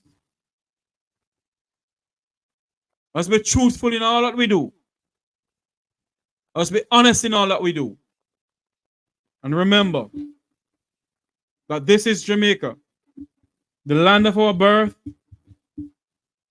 the land of Marcus Garvey, the land of Nanny of the Maroon.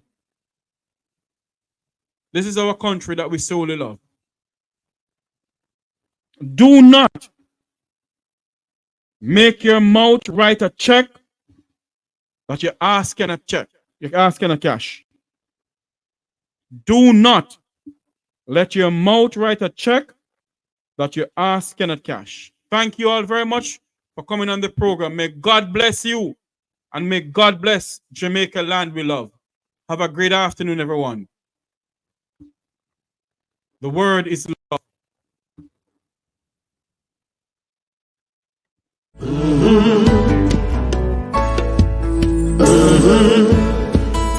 When the game gets rough and this life just seems so tough, make we talk, my people, make we talk. When this town becomes an ugly place, don't let it erase the smile from your face. Make we talk, people, make we talk. Conversation is the key, a guiding light for you and me. Spark a talk and you will see. Conflict solver A to Z. World leaders master the art of self-defense just by talk.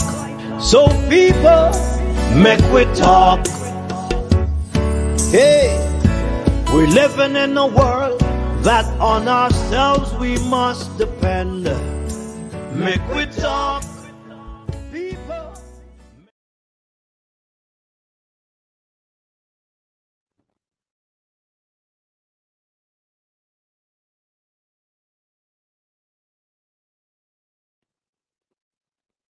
remember to like, share, and subscribe. Like, share, and subscribe.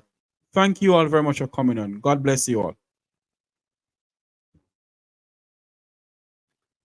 Oh Lord, sorry. See you all in New York on Saturday, on Friday rather, for the demonstration. I think I'll be there. See you all there.